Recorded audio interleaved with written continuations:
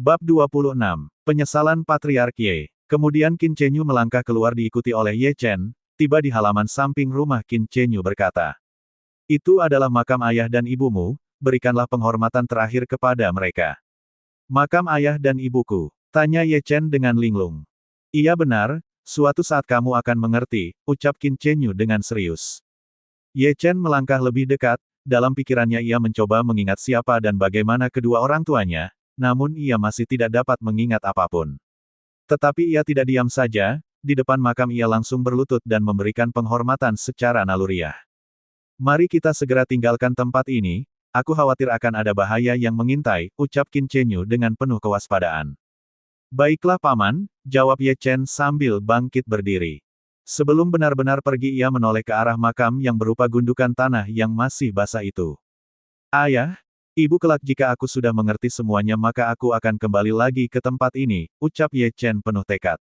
Keduanya lalu pergi ke arah selatan meninggalkan wilayah klan Xiao. Malam yang gelap seolah menjadi penutup bagi kepergian mereka. Qin Chenyu berjalan melalui jalur memutar untuk menemukan kuda yang sebelumnya ia tinggalkan. Ia tidak ingin Ye Chen melewati ratusan mayat yang terlihat mengenaskan. Tidak ada yang memperhatikan keberadaan mereka setelah kegemparan menghantui seluruh kota Xinjiang beberapa hari terakhir. Peristiwa hancurnya klan Xiao serta tewasnya para tetua dan petarung dari 5 keluarga besar, telah menimbulkan ketidakstabilan. Bagaimanapun dengan hancurnya klan Xiao dan kekalahan 5 keluarga besar telah menimbulkan pihak-pihak lain yang ingin memanfaatkan kekacauan ini. Bahkan pasukan dari Istana Kekaisaran yang berada di kota Qinghai juga diturunkan, kali ini Ye Qiu sebagai salah satu komandan pasukan pelindung kaisar harus turun tangan. Hal ini tentu saja karena adanya keterlibatan kelompok pemberontak Sigua yang berada di bawah pimpinan Kai Qianlong. Selain itu Ye Qiu juga berasal dari keluarga Ye jadi kedatangannya ke Xinjiang bisa sekalian mengunjungi keluarganya. Ye Qiu sendiri merupakan putra dari Ye Jingyi, yang menikah dengan Ye Tingting anak pertama dari Patriark Ye Chou. Kepulangan Ye Qiu kali ini juga untuk membawa keuntungan bagi klan Ye, ia jelas memahami kondisi kota Xinjiang yang telah kehilangan tokoh besar dari setiap keluarga besar. Bahkan hal yang menarik adalah kemunculan Kai Qianlong yang dikalahkan oleh seorang pemuda klan Xiao yang misterius. Bahkan pemuda tersebut juga yang telah menghancurkan kekuatan 5 keluarga besar seorang diri. Memikirkan hal ini kepala Ye Qiu menjadi pusing, lah seperti kehilangan hal yang penting, namun entah mengapa ia memiliki firasat jika semua peristiwa ini berhubungan dengan pamannya, Ye Chen. Ye Qiu sendiri memiliki kesan yang baik terhadap Ye Chen yang merupakan pamannya, ia memandang Ye Chen memiliki kontribusi yang sangat besar di wilayah perbatasan selatan, mengabdikan dirinya tanpa peduli jika dirinya adalah pewaris klan Ye yang sesungguhnya.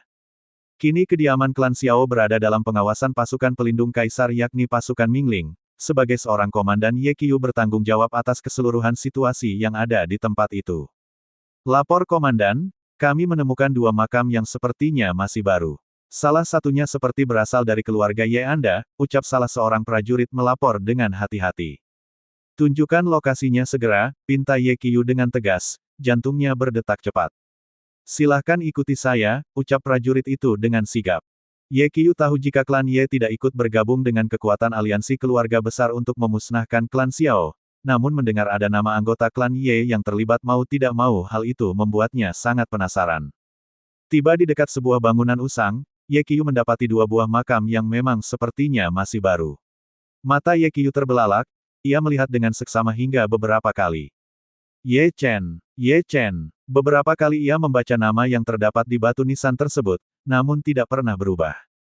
Pandangan Ye Qiu seperti menatap ke arah kehampaan, ia tidak percaya begitu saja dengan apa yang ia lihat. Nama Ye Chen hanya satu di keluarga Ye, itu milik pamannya yang berada di perbatasan wilayah selatan. Ye Qiu memandang ke makam yang berada di sampingnya, terukir nama Xiao Ni di atas batu nisan. Ini, bukankah ia adalah wanita yang sangat dicintai pamanku? Hati Ye Qiu seperti ingin meledak, ia akhirnya sadar jika Ye Chen sudah meninggal bersama wanita yang pernah dinikahinya secara sembunyi-sembunyi. Nama Xiao Ni pernah terdengar santer hampir 20 tahun yang lalu, saat itu Ye Qiu sendiri masih remaja dan ia baru mengerti kisah percintaan pamannya setelah ia beranjak dewasa. Kisah percintaan putra bungsu klan Ye tersebut telah menginspirasi banyak orang, menjadi pelajaran serius bagi setiap orang di klan Ye. Sejarah kelam itu juga yang membuat Patriark Ye tidak lagi ingin berurusan dengan klan Xiao, memilih menutup diri dan menarik dari apapun yang terjadi dengan klan Xiao. Patriark Ye sudah kehilangan masa depan putranya, ia tidak mau kehilangan Ye Chen untuk kedua kalinya. Tetapi pada akhirnya malang tak bisa disembunyikan, kabar buruk tentang kematian Ye Chen di tanah klan Xiao membuat spekulasi baru. Hubungan suami istri yang tidak direstui itu kembali merebak, semua orang di Xinjiang merasakan pilu atas kematian pasangan yang ternyata berasal dari dua klan besar tersebut. Patriark Ye Chou sangat terpukul ketika mengetahui berita ini, setelah ia mendengarkan kenyataan pahit tentang keberadaan makam Xiaoni dan juga Ye Chen dalam peristiwa itu ia segera melakukan penyelidikan secara khusus. Namun hal yang mencengangkan adalah fakta jika Xiaoni telah melahirkan darah daging klan Ye, fakta lain juga menyebutkan selama 19 tahun Xiaoni harus diasingkan dari klan Xiao dan hidup menderita demi melahirkan dan membesarkan seorang putra yang bernama Xiao Chen. Atas berita ini kemarahan Patriark Ye Chou semakin mendarah daging kepada klan Xiao, ia yang sebelumnya mengalah dalam konflik berkepanjangan itu ternyata harus menghadapi fakta yang sangat memilukan. Kebencian ini segera dilampiaskan, beberapa orang yang sebelumnya selamat termasuk Xiao Feng yang sudah memberikan informasi segera dipenggal kepalanya. Patriark Ye Chou kini kehilangan putranya, ia juga tidak tahu bagaimana kondisi cucunya yang bernama Xiao Chen pasca kehancuran klan Xiao belum lama ini. "Chener, di mana kamu sekarang?" gumam Patriark Ye Chou dengan hati pilu.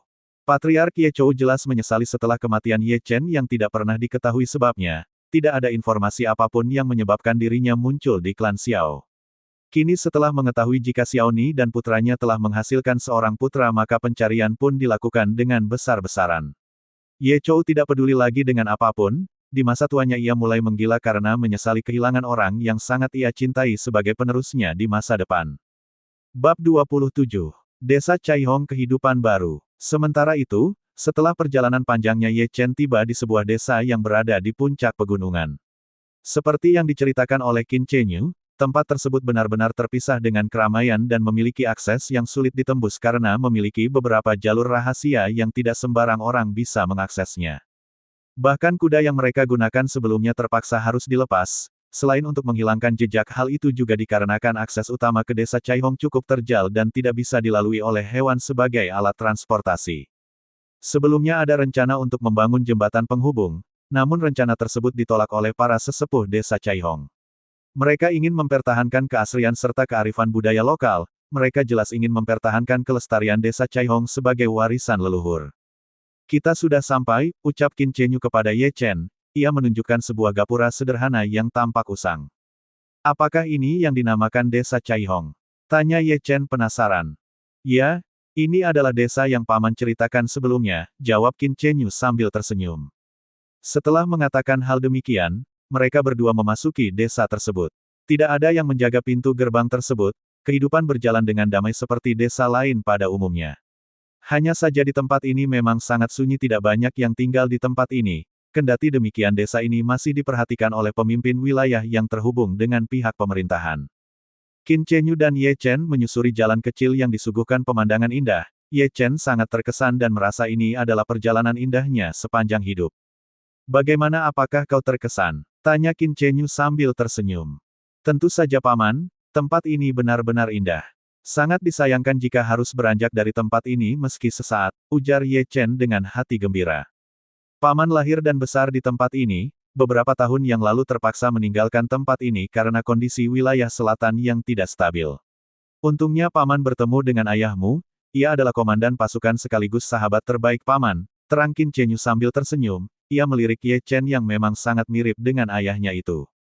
"Kau tidak hanya mewarisi kondisi fisik ayahmu, tetapi kau juga mewarisi kecerdasannya," ucap Qin Chenyu menambahkan. Untuk sejenak Qin Chenyu kembali bersedih, ia mengingat peristiwa semalam yang tidak mungkin akan dia lupakan seumur hidupnya. "Apakah ayahku orang baik?" tanya Ye Chen penasaran.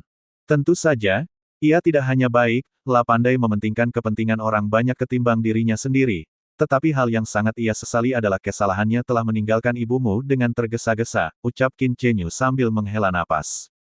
Ye Chen terdiam, namun di dalam hatinya ia juga penasaran dengan sosok pria yang selalu dibanggakan oleh Qin Chenyu itu. Kesempatan berbicara seperti ini baru datang, selama perjalanan semalam mereka berdua fokus dalam menempuh perjalanan saja.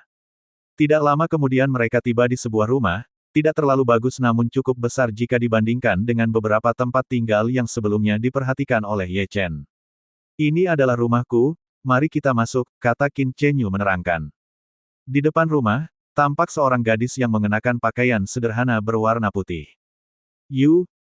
Sapa Qin Chenyu pada putrinya. Ayah, ucap Qin Yu sambil mendekati ayahnya. Meski beberapa tahun berpisah, hubungan mereka terlihat akrab satu sama lain layaknya sebuah keluarga. Perkenalkan, ini adalah Ye Chen, putra sahabat ayah, ucap Qin Chenyu memperkenalkan Ye Chen. Ye Chen, ucap Ye Chen memperkenalkan diri. Qin Yu, balas Qin Yu dengan ringkas. Di mana ibumu? Tanya Qin Chenyu kemudian. Ibu sedang di kebun bersama Lin Soang, jawab Qin Yu dengan ramah. Lin Soang adalah sepupunya, ia merupakan saudara sekaligus sahabat karib Qin Yu. Kendati demikian keduanya memiliki sifat yang berbeda, hanya saja karena kedekatan Lin Soang dengan ibunya maka Qin Yu merasa sepupunya tersebut seperti dermawannya dalam beberapa hal. Dalam beberapa hal, Lin Soang tampak dominan karena ia adalah wanita terkuat yang merupakan kultivator handal dari salah satu sekte tersembunyi. Selama beberapa waktu terakhir ia kembali pulang ke desa Caihong untuk menikmati mengambil cuti, selama beberapa tahun ia mengenyam pelatihan dan belum lama ini ia baru kembali. Baiklah jika demikian, mari kita masuk ke dalam, ucap Qin Chenyu kemudian. Ye Chen mengikuti dengan patuh, sementara Qin Yu tidak memiliki kesan berarti terhadap Ye Chen yang baru saja diperkenalkan sebagai putra sahabat ayahnya tersebut. Qin Yu hanya merasakan jika sikap ayahnya terhadap Ye Chen sangat baik, itu berarti hubungan persahabatan antara ayahnya dengan sahabatnya itu sangat berkesan. Tidak menunggu diperintahkan, Qin Yu menyiapkan makanan serta jamuan hasil perkebunan desa Caihong kepada ayahnya dan Ye Chen. Qin Yu, jika keduanya baru saja menempuh perjalanan panjang, pastinya stamina mereka terkuras dan butuh asupan makanan pengganti energi mereka. Terima kasih. Maaf merepotkan, ucap Ye Chen dengan sopan kepada Qin Yu. Tidak apa-apa, kalian silahkan menikmati hidangan. Aku akan menyusul ibu, kebetulan desa kami baru saja melakukan panen bersama, ucap Qin Yu memberi alasan sebelum pamit. Meski ramah di mulut, Qin Yu tidak terlalu tertarik untuk berbicara lebih lama kepada pria yang baru dikenalnya itu. Apalagi Ye Chen terlihat kurus, fisiknya tidak terlalu enak dipandang oleh Qin Yu yang sudah beranjak 22 tahun tersebut. Dalam hal ini, Qin Yu memiliki usia yang lebih tua selisih beberapa tahun dengan Ye Chen, namun karena kondisi fisiknya memang cantik ia tidak terlihat lebih tua dari Ye Chen. Mereka tampak sebaya, bisa dibilang mereka sepantaran meski Ye Chen sendiri masih baru berusia 19 tahun. Baiklah, sampaikan kepada ibumu perihal kepulangan ayah, ucap Qin Chenyu kepada putrinya. Setelah kepergian putrinya tersebut Qin Chenyu melahap aneka hidangan yang tersedia, ia dan Ye Chen menikmatinya dengan santai dan sesekali ada perbincangan di antara keduanya. Selain itu pada kesempatan yang lebih santai ini, Qin Chenyu juga mengenalkan sosok Qin Yu secara lebih spesifik, lah ingin menjodohkan putrinya kepada Ye Chen yang sudah ia anggap seperti anaknya sendiri, selain itu Ye Chen seorang diri tanpa keluarga. Sambil menunggu ingatannya pulih maka Qin Chenyu ingin memberikan warna kehidupan kepada putra sahabatnya tersebut.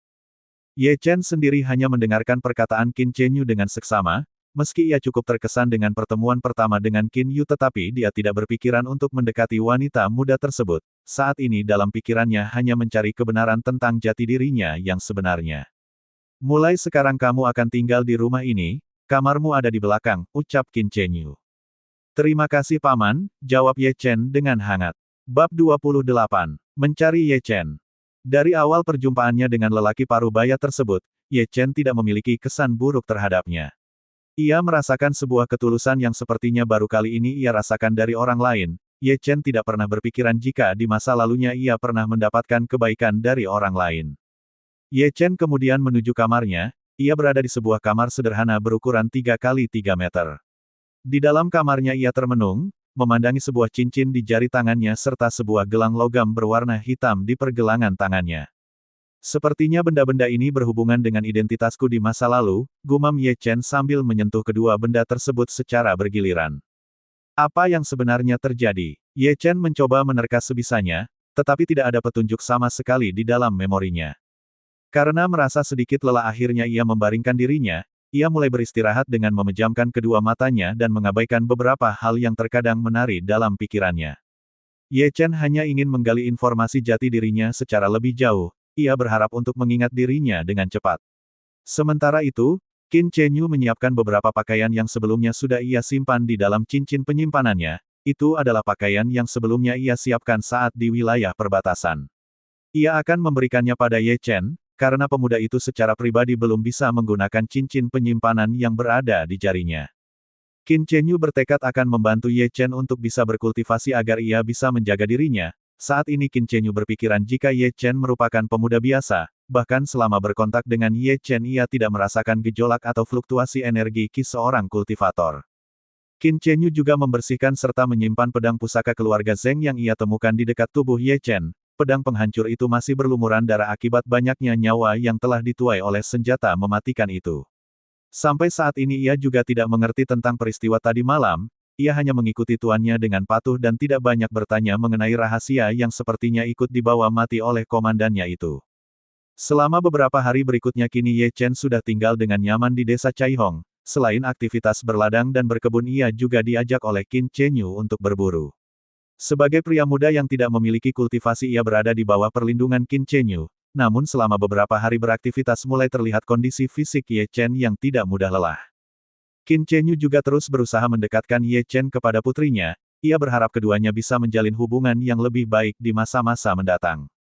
Di salah satu tempat tersembunyi, di depan sebuah mulut gua, ada seorang pria tua yang berusia lebih dari 100 tahun tengah berdiri sambil menyilangkan kedua tangannya di atas dada. Dia adalah Zheng Lihao, seorang kultivator keabadian yang merupakan guru dari Kei Qianlong dan juga merupakan pimpinan dari Sekte Pedang Kidal. Zheng Lihao mengenakan pakaian panjang berwarna hitam dan ia berdiri menghadap ke arah angin dingin yang menerpa wajahnya seperti jarum yang menusuknya. Dia menyaksikan gerakan angin yang membuat daun-daun berjatuhan. Sambil menghela napas perlahan wajah keriputnya terlihat agak pucat. Apakah Sekte Naga Hitam ikut terlibat? Gumam Zheng Lihao dengan cemas, baru saja menyelamatkan Kei Qianlong, luka yang dialami oleh muridnya tersebut sangat parah. Meskipun kali ini ia masih berhasil selamat, namun ia akan mengalami degradasi kultivasi. Setidaknya Kei Qianlong membutuhkan waktu 1 hingga 3 tahun untuk benar-benar pulih, ia juga butuh sumber daya yang tidak sedikit untuk kembali kepada kultivasinya saat ini. Hal yang tidak diduga oleh Zheng Lihao adalah sabetan pedang yang ditinggalkan di tubuh muridnya tersebut merupakan teknik tertinggi yang dimiliki oleh para petinggi Sekte Naga Hitam. Oleh karenanya, saat menyelamatkan Kei Qianlong, ia tidak berlama-lama berada di bekas lokasi pertempuran, ia juga tidak mau terlibat atau bersinggungan dengan sekte misterius tersebut. Adapun desas-desus tentang Sekte Naga Hitam sendiri hanya tebakan sepihak, Ye Chen sendiri tidak mengetahui perihal jurus yang ia dapatkan dari warisan Dewa Penghancur dan hubungannya dengan Sekte Naga Hitam. Baginya semua jurus tersebut sudah terpatri dalam ingatannya dan ia menggunakannya tanpa sadar saat dirinya tengah dirasuki iblis hati. Di kota Xinjiang kini secara perlahan kelima keluarga besar yang sebelumnya menyerang klan Xiao mulai menata diri kembali. Keluarga Zheng yang kehilangan Zheng Haikuan dan pedang pusaka keluarga mereka terlihat tidak berdaya. Mereka yang dahulunya terkenal dan ditakuti, kini keluarga Zheng seperti kehilangan harimau beserta taringnya. Di sisi lain, klan Ye mulai hadir dan memimpin. Dengan keberadaan Ye Qiyu secara otomatis perkembangan klan Ye semakin terarah dan menjadi lebih baik dengan pengaruh pihak pasukan keamanan kekaisaran itu. Di dalam keluarga Ye sendiri polemik tentang Ye Chen masih berkembang, cucu laki-laki yang kini tengah dicari keberadaannya menjadi pekerjaan besar bagi Patriark Ye Chou. Bagaimana, apakah ada kabar tentang Ye Chen? Tanya Patriark keluarga Ye pada orang suruhannya. Belum Patriark, kami tidak menemukan petunjuk sama sekali, jawab orang tersebut sambil menundukkan kepala. Baiklah kalian cari terus dan berikan informasi apapun terkait berita tentang cucuku, kata Patriark Ye. Baik Patriark, ucap orang itu seraya pamit. Ayah, ada hal lain yang menjadi latar belakang penyerangan klan Xiao, Ye Qiyu berbicara dengan tegas. Apa itu? Tanya Patriark Ye dengan penasaran. Di tempat bekas klan Xiao terdapat sebuah tambang batu energi, sebelumnya tempat itu menjadi sasaran utama kelompok Si Gua untuk membangun kekuatannya, ucap Ye Qiyu memberi informasi terbatas. Oh, pantas saja mereka berbondong-bondong datang dan berkomplot untuk menghancurkan klan Xiao. Apakah ada penyelidikan tentang berikutnya terkait keterlibatan keluarga besar dalam peristiwa itu? Tanya Patriark Ye. Itu ada. Semua kepala keluarga akan diinterogasi sejauh mana mereka terlibat dalam urusan kelompok Si Gua, jawab Ye Qiyu. Sulit dihindari, pengaruh dan godaan yang diberikan oleh kelompok Si Gua memang terlalu menggoda.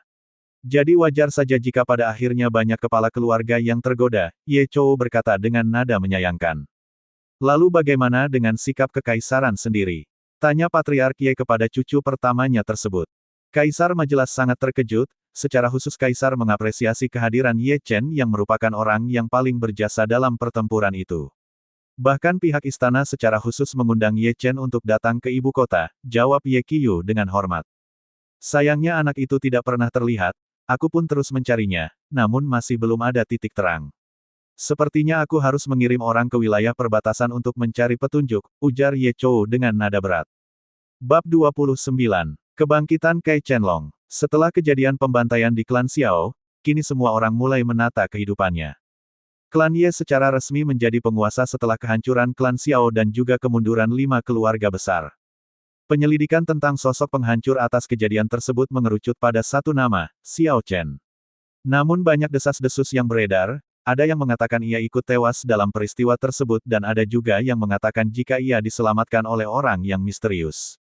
Tetapi pada kenyataannya, tidak ada yang tahu jika Xiao Chen yang kini menjadi Ye Chen masih hidup dan mengalami lupa ingatan.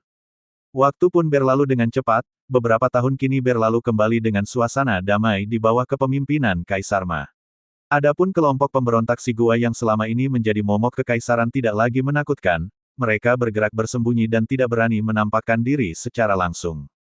Di kota Xinjiang, setelah klan Ye berkuasa banyak perubahan yang terjadi secara signifikan, di bawah nama besar Ye Qiyu selaku punggawa pasukan Mingling, maka dominasi keluarga Ye atas kota Xinjiang tidak terelakkan, bahkan seluruh aset klan Xiao kini jatuh ke tangan keluarga Ye dengan sepengetahuan Kaisar Ma. Pihak kekaisaran sendiri membiarkan hal tersebut karena sosok pahlawan muda yang telah menghancurkan kelompok Si Gua. Pada akhirnya poin itu dinikmati oleh keluarga Ye di mana Xiao Chen diakui keturunan tunggal dari Ye Chen. Setelah berada di desa Caihong, Ye Chen hidup secara sederhana seperti layaknya pemuda biasa. Ia tidak lagi kurus seperti sebelumnya, kondisi fisiknya jelas lebih baik dan wajah tampannya pun semakin terlihat. Kini pemuda yang dikenal Ye Chen itu berusia 23 tahun dan memiliki kedekatan dengan wanita bernama Qin Yu, putri pertama Qin Chenyu. Ada perbedaan usia di antara keduanya, di mana Qin Yu sudah berada pada usia 25 tahun, selisih 2 tahun lebih tua dari Ye Chen. Namun kedekatan Ye Chen tidak selamanya berjalan mulus, hubungan mereka kerap dibayangi campur tangan Lin Soang. Lin Soang yang merupakan keponakan kesayangan dari Lin Xuan yang merupakan ibu dari Qin Yu sejak ia masih kecil. Ketika Lin Soang menyaksikan kedatangan Ye Chen yang seorang yatim piatu tidak berguna, nada permusuhan ia perlihatkan dengan pembicaraan yang keras dan kasar. Lin Soang tidak segan membentak dan menghina Ye Chen saat Qin Chenyu tidak berada di dekatnya. Berbeda dengan sepupunya, Qin Yu memiliki wajah yang cantik dan tutur bahasa yang lemah lembut, tetapi ia juga memiliki sikap yang bertanggung jawab terhadap pekerjaannya dan memiliki keberanian yang kuat dalam menghadapi tantangan. Ia juga merupakan seorang kultivator, meski hanya berada di ranah pendekar perunggu tetapi cukup berarti di lingkungan kecil seperti desa Caihong. Qin Yu mulanya tidak terlalu suka dengan keberadaan Ye Chen, sebagai seorang wanita yang tumbuh dewasa ia juga sudah memiliki pemuda yang terlebih dahulu mengisi hatinya. Namun ia tidak bisa menolak permintaan ayahnya secara pribadi yang bersikeras ingin menjodohkan dirinya dengan Ye Chen. Seiring berjalannya waktu, perasaan Qin Yu terhadap Ye Chen yang awalnya cuek berubah dan ia pun mulai mengagumi pria tersebut. Perasaan Qin Yu berkembang menjadi bentuk perhatian dan kasih sayang saat melihat Ye Chen yang tidak pernah mengeluh selama menjalani hubungan dengannya. Interaksi keduanya juga tidak terlalu sering, namun Ye Chen selalu bersikap baik pada dirinya dan juga kepada Qin Chenyu sehingga pada akhirnya membawa perubahan penting dalam hidup Qin Yu. Selama tinggal di desa Caihong, Ye Chen membutuhkan hampir 3 tahun untuk menaklukkan hati Qin Yu, meski awalnya ia juga tidak paham dengan semuanya namun ia tetap bersyukur dengan kehidupan yang damai di desa Caihong. Kesehariannya dalam berkebun dan berladang telah menenggelamkan nama besarnya pada peristiwa pembantaian klan Xiao. Namun di balik hubungan Ye Chen dan Qin Yu yang terlihat baik, Lin Soang senantiasa datang dan menghasut sepupunya tersebut. Qin Yu, sebaiknya kau tinggalkan saja pria seperti Ye Chen. Tidak ada kebaikan di dalam hubungan seperti itu. Ucap Lin Soang. Lagi pula aku mengenal beberapa talenta muda, mereka adalah pemuda yang berbakat dari Sekte Naga Hitam. Bahkan aku saja sangat mengagumi mereka, pastinya kau takkan menyesal, ucap Lin Soang lagi. Aku, apakah itu tidak masalah? Tanya Qin Yu dengan rasa bersalah. Sudahlah, percaya padaku, apakah selama ini aku pernah berbohong padamu? Lagi pula Ye Chen hanya seseorang yang tidak jelas asal-usulnya, Paman Qin terlalu berlebihan dalam memperlakukan pria tidak berguna seperti itu, ucap Lin Soang terus membujuk. Mendengar perkataan sepupunya itu, Qin Yu terdiam. Rasa sukanya yang sempat terbentuk untuk Ye Chen kini mulai goyah. Qin Yu mulai menerima masukan dari Lin Soang yang merupakan salah seorang murid berbakat. Kebetulan, sebentar lagi akan ada turnamen tertutup antar murid di Sekte Naga Hitam. Aku akan mengajakmu ke tempat itu dan memperkenalkanmu pada pemuda yang aku maksud, ujar Lin Soang dengan nada meyakinkan. Ya, baiklah kalau begitu, ucap Qin Yu sambil mengangguk pelan. Selama berada di desa Caihong pula, Ye Chen benar-benar mengalami sebuah kehidupan layaknya masyarakat biasa. Setelah ia pulih dari luka-lukanya, tidak hanya ingatannya yang hilang namun basis kultivasinya pun ikut tersegel di dalam tubuhnya. Oleh karenanya Ye Chen hidup dalam keadaan bersahaja, tidak terlihat sama sekali jika sebelumnya ia merupakan seorang penghancur yang telah menggetarkan Xinjiang hingga istana kekaisaran. Di utara Xinjiang sendiri, saat ini tengah terjadi pergolakan. Setelah Kai Qianlong pulih dari luka-lukanya, ia dikabarkan kembali menyusun kekuatan dan membangun sebuah benteng di kota Guangzhou yang berbatasan dengan kota Xinjiang. Kai Qianlong juga meluaskan pengaruhnya dan mengumpulkan kelompok kriminal untuk bergabung ke dalam kelompok Sigua. Bisa dikatakan jika kelompok Sigua telah berkembang pesat dan mendapatkan simpati dari masyarakat untuk menentang kebijakan Kaisar Ma. Secara khusus Kai Qianlong melupakan Xinjiang dan tambang energi klan Xiao, pertarungan dengan Xiao Chen kala itu mau tidak mau meninggalkan efek traumatis di dalam diri Kai Qianlong. Meski pada akhirnya ia pulih dan dapat meningkatkan kekuatannya dengan pesat pasca pertempuran hidup dan mati itu, ia tetap tidak mau gegabah untuk berurusan kembali dengan Xiao Chen. Sebagai seorang kultivator ulung ia juga bisa menebak jika Xiao Chen mendapatkan hal yang sama dengan dirinya, ia juga memiliki kesempatan yang sama untuk menembus ranah berikutnya dan memiliki kekuatan yang lebih kuat dari sebelumnya. Apakah pemuda itu sudah muncul? Tanya Kai Qianlong kepada orang kepercayaannya. Belum tuanku, jawab Liu Qingkai. Apakah benar rumor jika dia bagian dari keluarga Ye? Tanya Kai Qianlong lagi. Rumor itu mendekati kebenaran, namun hingga saat ini hanya patriark klan Ye yang masih mencari pemuda tersebut, jawab Liu Qingkai dengan tenang. Sepertinya beberapa tahun yang lalu aku melewatkan keluarga Ye, ucap Kai Qianlong sambil memegang luka di wajahnya. Setelah pertarungan hidup dan mati dengan Xiao Chen di klan Xiao, bekas sabetan pedang masih meninggalkan bekas luka yang menghiasi wajah Kai Qianlong. Ia sengaja tidak menghapus bekas luka tersebut, pertarungan dengan Xiao Chen kala itu membuatnya benar-benar merasakan sensasi pertarungan. Sebagai maniak pertempuran, ia benar-benar sangat menikmati dan merindukan setiap gerakan dan ayunan pedang. Seperti saat ini ia merindukan kehadiran Xiao Chen, melanjutkan pertempuran sebelumnya untuk benar-benar memutuskan siapa yang menjadi pemenang sebenarnya dalam pertempuran nanti. Untuk sementara buatlah kekacauan, mungkin dia berada di kota lainnya. Dengan adanya pergolakan kecil dari para bandit, seharusnya akan menarik minatnya untuk muncul, ucap Kai Qianlong dengan tatapan serius.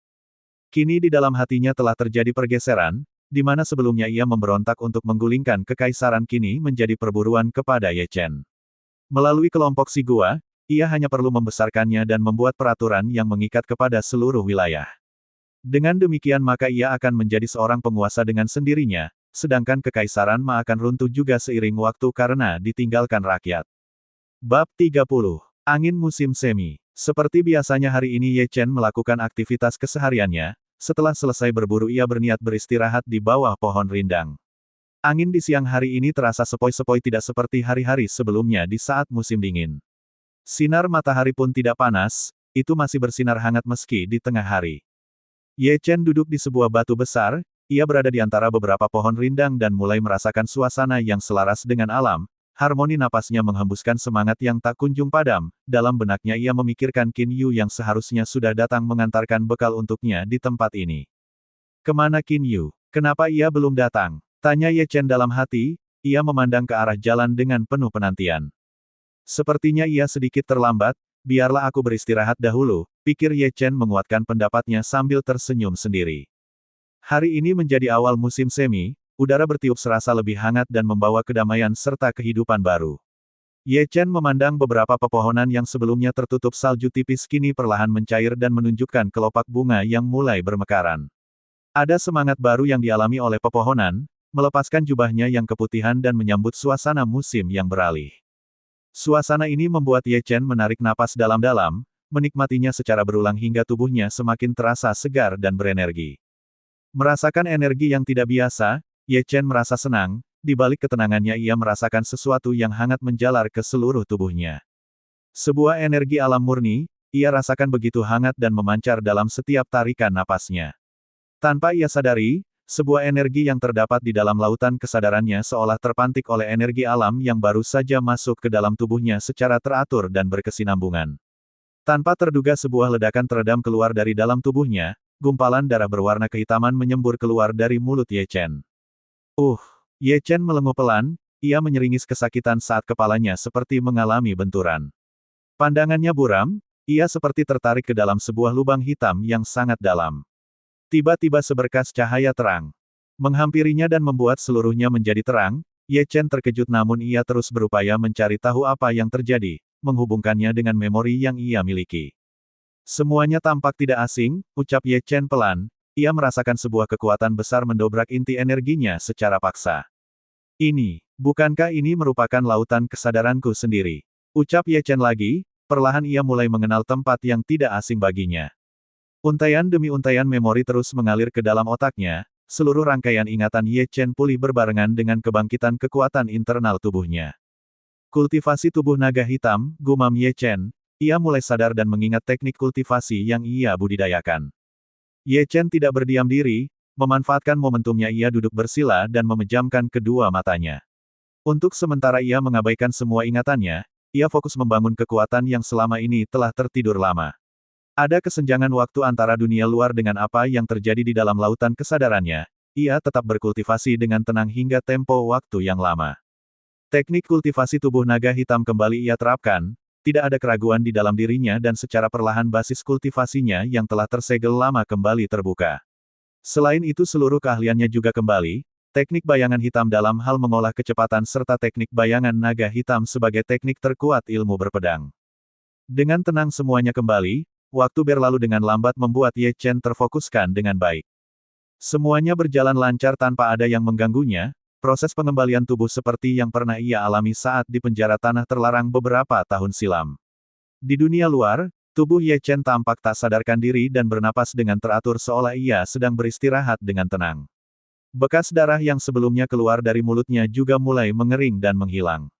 Jika diperhatikan secara seksama, ada kepulan asap tipis yang keluar dari tubuh Ye Chen.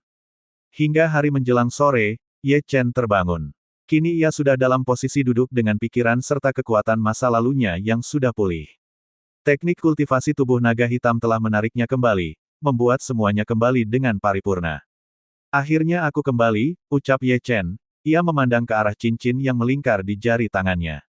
Ayah, gumam Ye Chen, lalu mengedarkan tenaga kinya untuk memeriksa isi dari dalam cincin penyimpanannya. Selain token keluarga Ye, ia mendapati banyak tumpukan emas dan perak serta beberapa benda langka yang menyerupai batu giok halus. Ada juga surat peninggalan ibunya saat terakhir, di mana Xiao Chen pernah letakkan di dekat batu nisan ibunya. Ye Chen juga membaca dan membuka beberapa tulisan tangan ayahnya, tentang perjuangan serta kerinduannya yang selama ini tertuju untuk Xiao Ni seorang. Sejenak Ye Chen menitikkan air matanya. Di saat terakhir dirinya diselamatkan oleh tenaga dalam ayahnya ada seberkas bayangan samar seorang pria dewasa di saat dirinya berada dalam situasi kritis. Kini dengan kondisi dirinya yang sudah kembali seutuhnya, ia yakin dan bangga jika di dalam dirinya mengalir darah ayahnya, karena pada akhirnya ia mengetahui jika sebelumnya ia bisa tetap hidup karena pengorbanan esensi darah ayahnya. Aku bersumpah tidak akan menyia-nyiakan nyawa ayah. Aku bersumpah bahwasanya langit akan menghukum semua orang yang bertindak tidak adil terhadap masa lalu ayah dan ibu. Aku juga bersumpah akan menghancurkan seluruh kejahatan yang ada di dunia ini. Aku akan membuat nama kalian dihormati karena telah melahirkan putra yang dapat dibanggakan. Ye Chen menjatuhkan lututnya ke tanah. Ia memandang ke arah langit dengan penuh tekad. Tiba-tiba pergelangan tangannya bergetar. Sebuah pedang dengan bilah yang sangat tajam terbang ke udara lalu tertancap tegak di hadapan Ye Chen. Pedang tanpa sarung itu seperti menunggu perintah untuk digunakan, ada aura kuat membumbung tinggi menekan seluruh lingkungan sekitar. Ye Chen bangkit, menarik pedang tersebut dengan gagah dari sebuah batu yang terpampang di depannya. Kamu akan menjadi tanganku, jadilah jiwa yang baik dan hancurkan seluruh kejahatan, ucap Ye Chen, sebuah energi tak kasat mata beresonansi dengan energi pedang di tangannya. Ngung, seolah mengerti dengan perkataan Ye Chen, pedang itu berdengung dan bergetar sebelum berubah menjadi gelang kembali.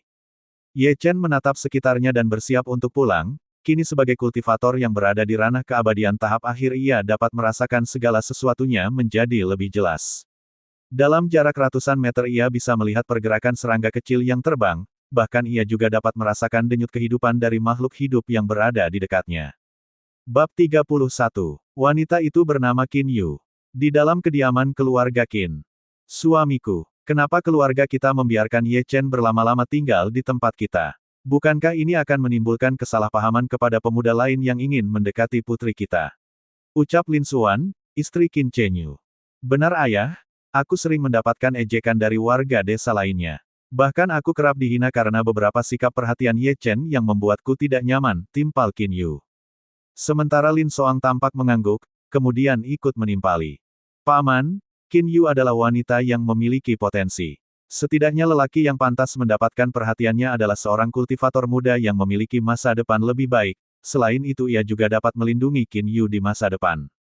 Mendengar ucapan dari ketiga orang wanita itu membuat Qin Chenyu mengerutkan alis, ia tidak menyangka jika kehadiran Ye Chen yang selama ini sudah begitu baik masih dianggap tidak layak. Lalu apa yang kalian inginkan? Tanya Qin Chenyu tampak tenang. Kami ingin orang itu pergi dari tempat ini. Tidak ada hal baik darinya yang dapat dipertahankan, ucap Lin Xuan, di dalam hatinya ia tersenyum. Qin Chenyu terkejut dengan keinginan keluarganya yang ingin mengusir Ye Chen. Walau bagaimanapun selama beberapa tahun ini ia sangat mengagumi kemampuan Ye Chen, selain tidak pernah mengeluh pemuda itu terkesan menikmati hidup dengan apa adanya. Tidak ada kesan terpaksa atau emosi yang keluar dari dalam dirinya. Meski belum memunculkan kemampuan kultivasinya tetapi Ye Chen memiliki kondisi fisik yang luar biasa dibandingkan dengan pemuda lainnya yang berada di desa Caihong. Selain itu Qin Chenyu juga sudah berjanji di depan makam ayah dan ibu Ye Chen, ia akan menjaga putra mereka layaknya putra sendiri. Ia takkan mengingkari janjinya sendiri apalagi menelantarkan Ye Chen dengan begitu saja. Bukankah hubungan Ye Chen dengan putri kita berkembang baik? Tanya Qin Chenyu kemudian, ia menatap ke arah istrinya. Ayah, maafkan aku. Awalnya aku memang memiliki kesan yang baik tetapi aku juga berpikiran apa yang dikatakan oleh Lin Soang adalah suatu fakta, potong Qin Yu sambil melirik ke arah Lin Soang. Bagi Qin Yu perkataan Lin Soang adalah sebuah kebenaran, sarannya selama ini begitu berkesan. Ia percaya jika sepupunya tersebut tengah memberikan dukungan serta kesempatan yang baik bagi hidupnya. Meski pada akhirnya ia memiliki sedikit kekaguman dan rasa suka pada Ye Chen namun ia juga tidak bisa menolak kenyataan jika Ye Chen tidak memiliki masa depan yang baik. Kalian akan menyesal, ucap Qin Chenyu sambil menghela napas panjang. Aku tahu jika ia adalah putra sahabat terbaikmu.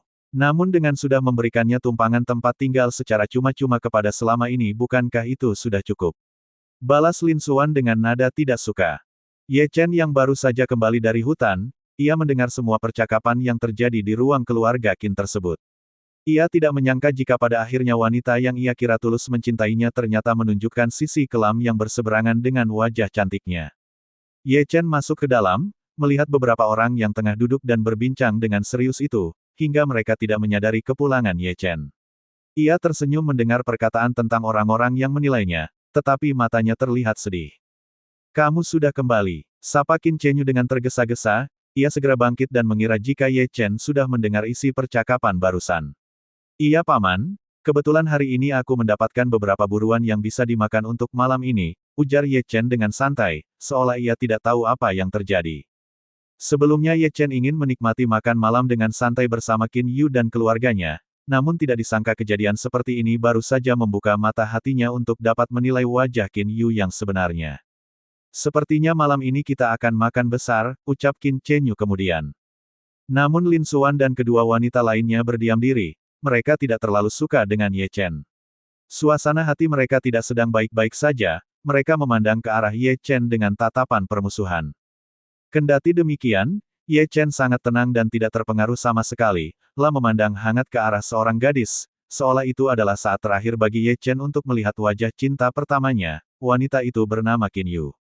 Aku menunggu hampir setengah hari, tetapi kau tidak datang, ucap Ye Chen kemudian. Maaf tadi aku sedikit sibuk dengan urusan lain, jawab Qin Yu dengan datar. Ya, itu bukan masalah, ucap Ye Chen sambil tersenyum, namun hatinya terkunci rapat.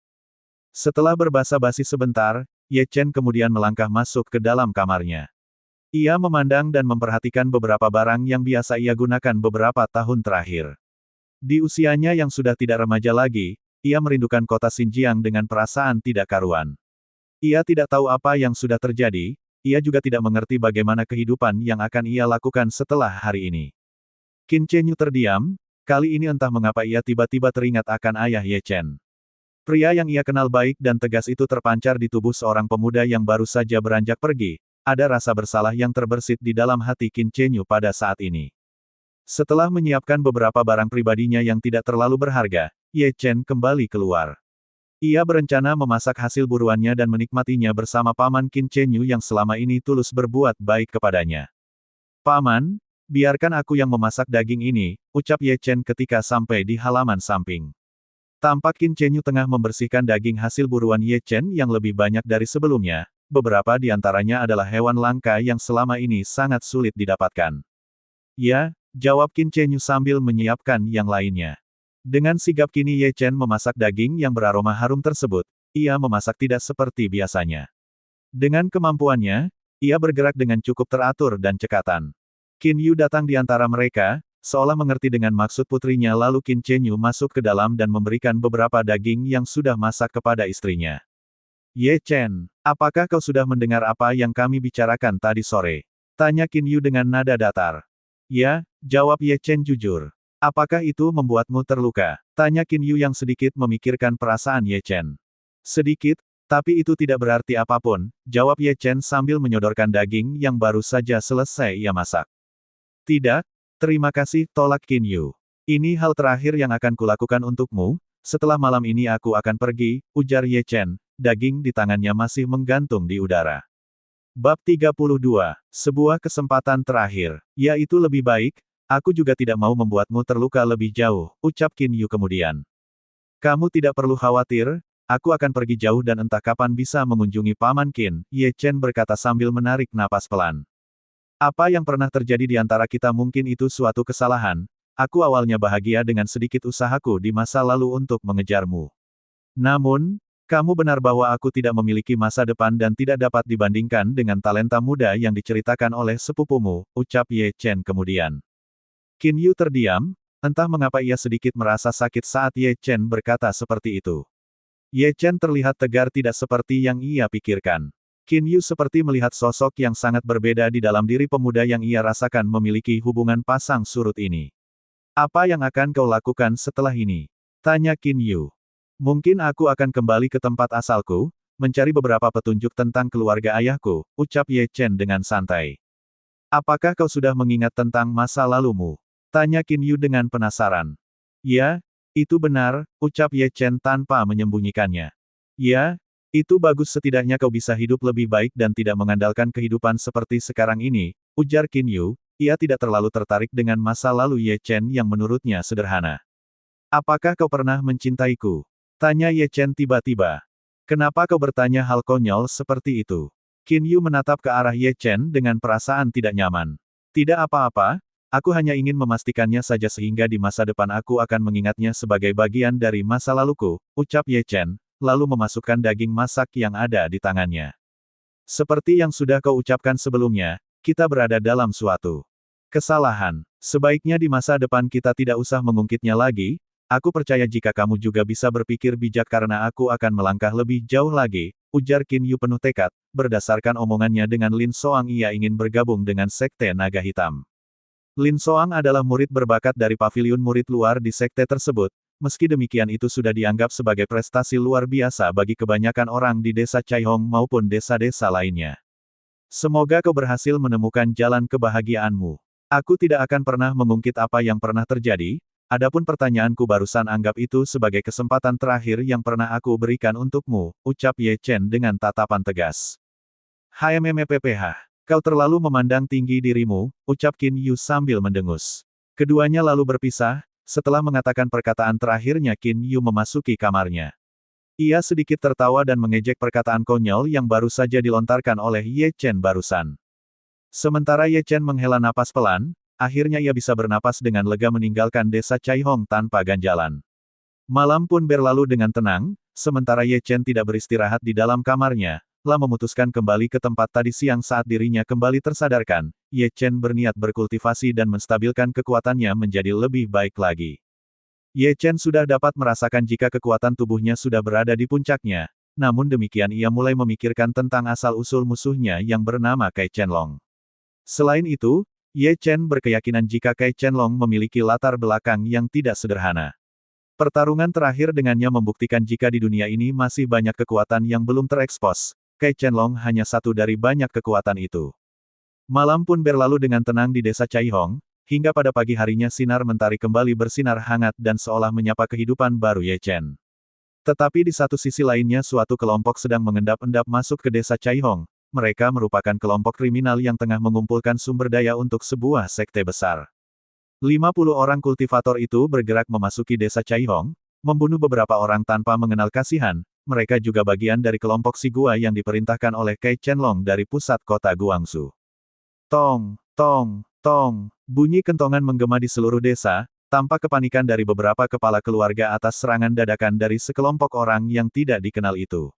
Beberapa penduduk mulai terlibat pertempuran dengan kekuatan yang tidak berimbang itu. Mereka melumpuhkan warga dan menjarah barang-barang mereka. Ye Chen yang baru saja selesai membersihkan diri dan mengenakan pakaian kebangsawanan keluarga Ye langsung beraksi. Ia merasakan beberapa kekuatan kultivator yang berada di ranah pendekar bintang. Mereka datang dengan niat membunuh yang kejam dan bertindak dengan kasar. Secara kebetulan tampak Lin Soang sedang menghadapi sekelompok pria dengan posisi kewalahan. Bahkan pakaiannya tampak compang camping akibat tarikan dari tangan jahil yang bermaksud ingin melecehkannya. "Apa yang kalian inginkan?" teriak Lin Soang dengan marah. "Tentu saja menikmati tubuhmu, aku tidak sangka jika di tempat terpencil seperti ini ada keindahan tersembunyi," jawab seorang dari mereka dengan tatapan cabul. "Bajingan, aku adalah murid Sekte Naga Hitam. Kalian akan mati dengan mengenaskan," ancam Lin Soang.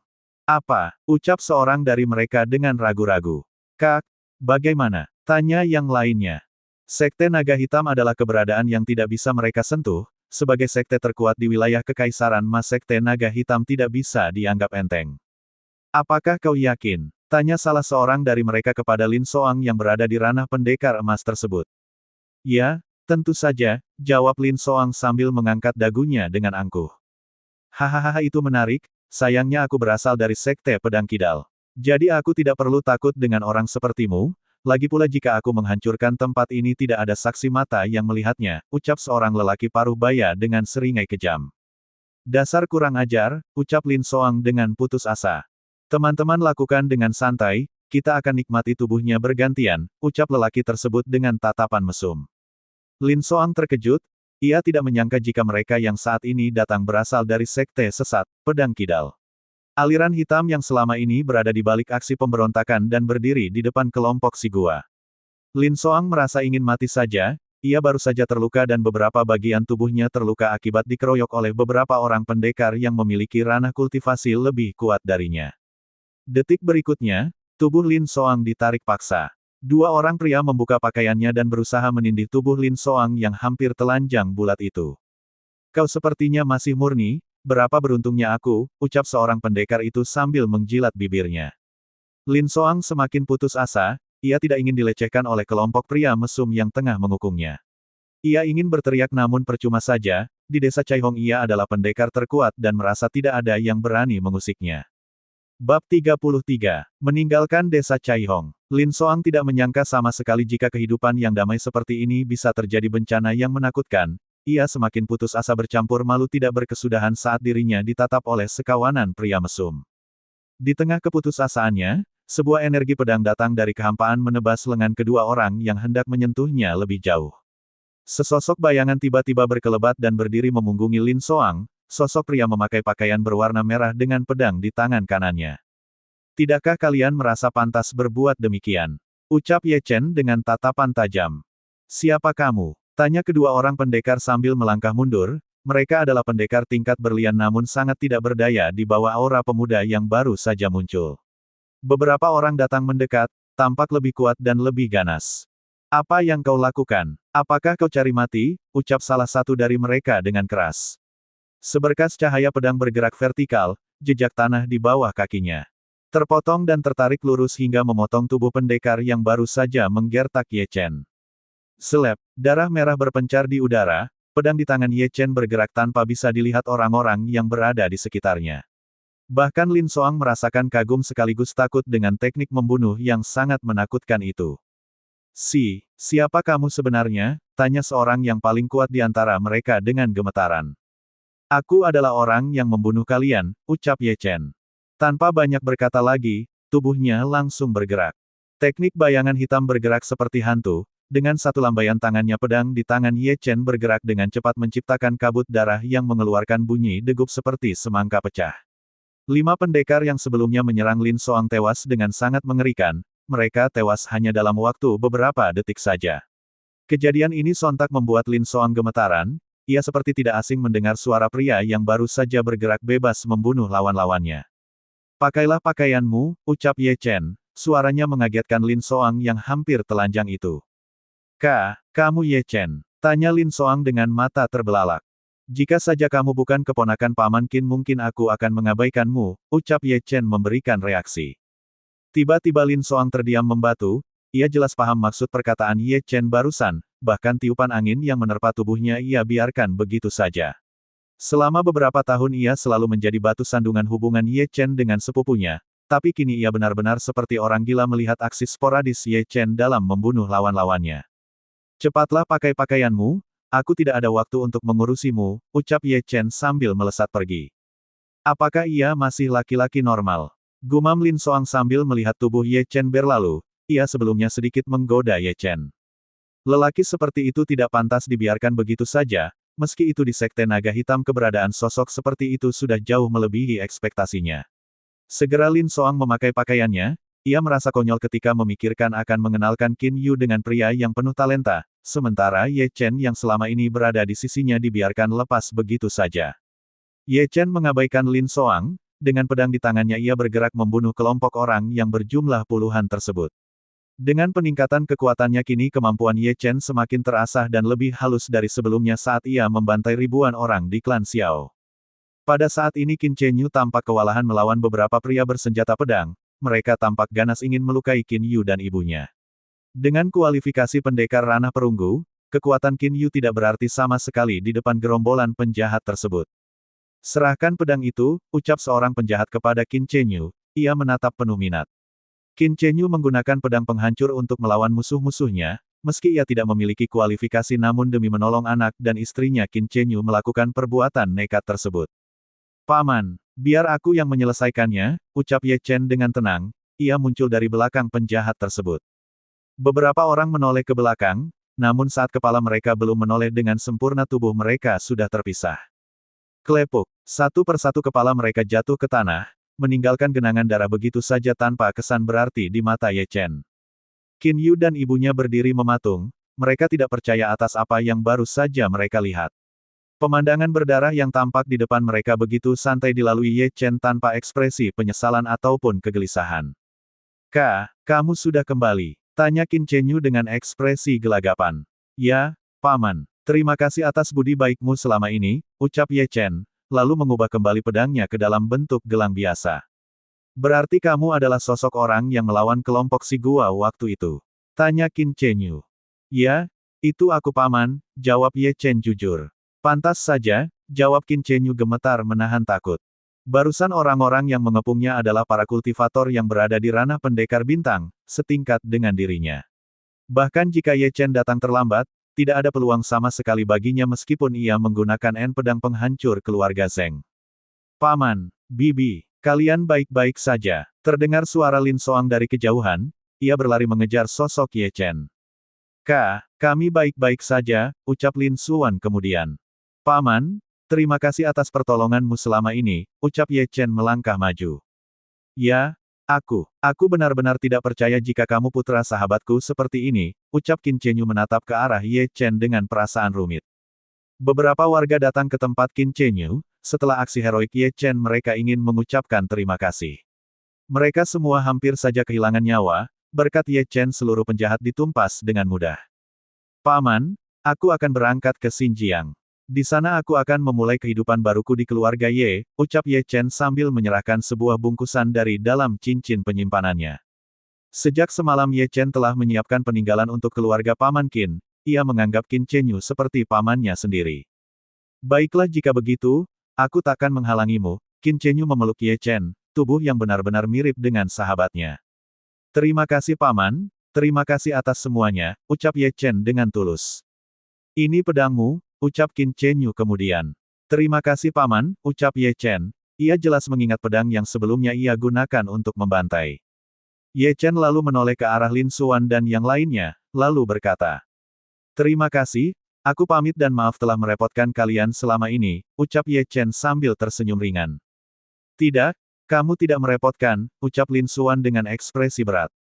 Setelah mendengar perkataan dari Lin Xuan, Ye Chen segera berbalik. Ia tidak ingin berlama-lama lagi di desa Caihong, ia khawatir akan ada serangan susulan. Pada saat ini Ye Chen ingin menghancurkan sekte pedang kidal yang sebelumnya ia dengar dari mulut salah seorang dari mereka. Tunggu, teriak Qin Yu yang baru saja bangkit dari keterkejutannya. Apakah kamu ingin meninggalkan begitu saja tanpa memberikan aku kesempatan? Tanya Qin Yu kemudian. Ye Chen menghentikan langkahnya, ia berbalik dan menatap Qin Yu dengan tatapan tenang. Aura ketenangannya sangat berbeda dengan keganasannya saat membunuh musuhnya.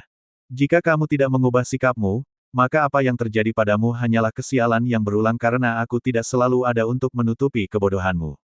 Aku harap kamu bisa berpikir jernih untuk benar-benar mencintai seseorang dan semoga kamu bisa menemukan seseorang yang cocok untukmu di masa depan.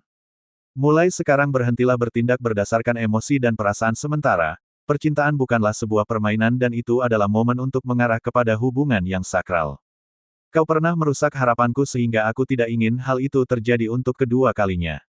Jaga dirimu baik-baik dan kamu tetap sahabatku, ucap Ye Chen dengan tenang.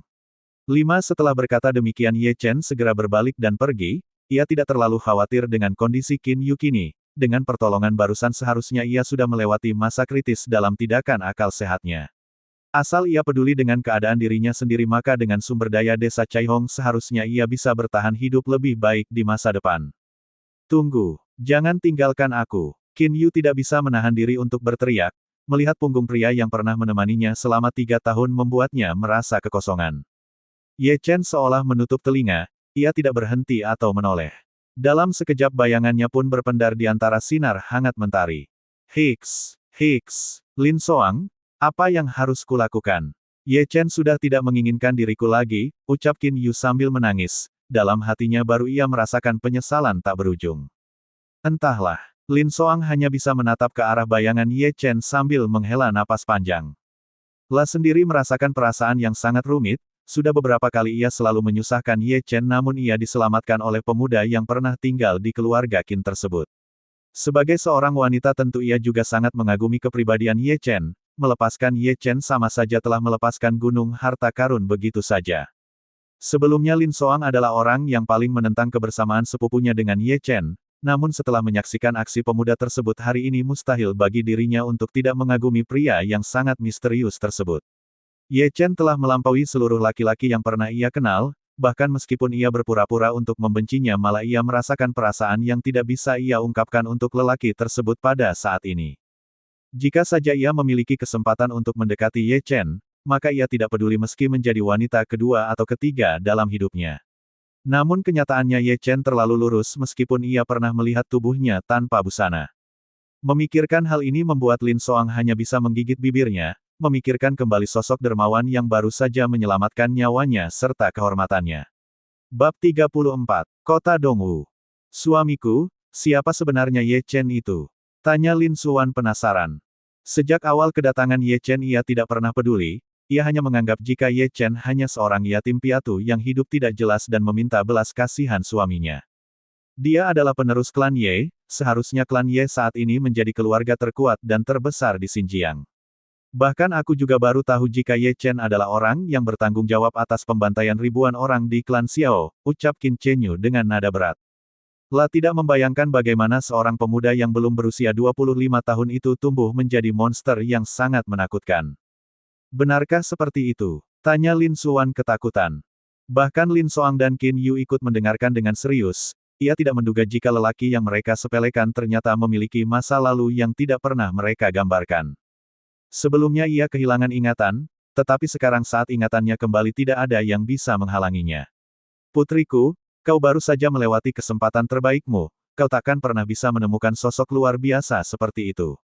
Asal kamu tahu saja, jika ia adalah sosok yang menghancurkan kelompok pemberontak si gua seorang diri, ucap Qin Chen Yu sambil menghela napas panjang, lalu ia pergi bersama warga untuk membereskan bekas kekacauan.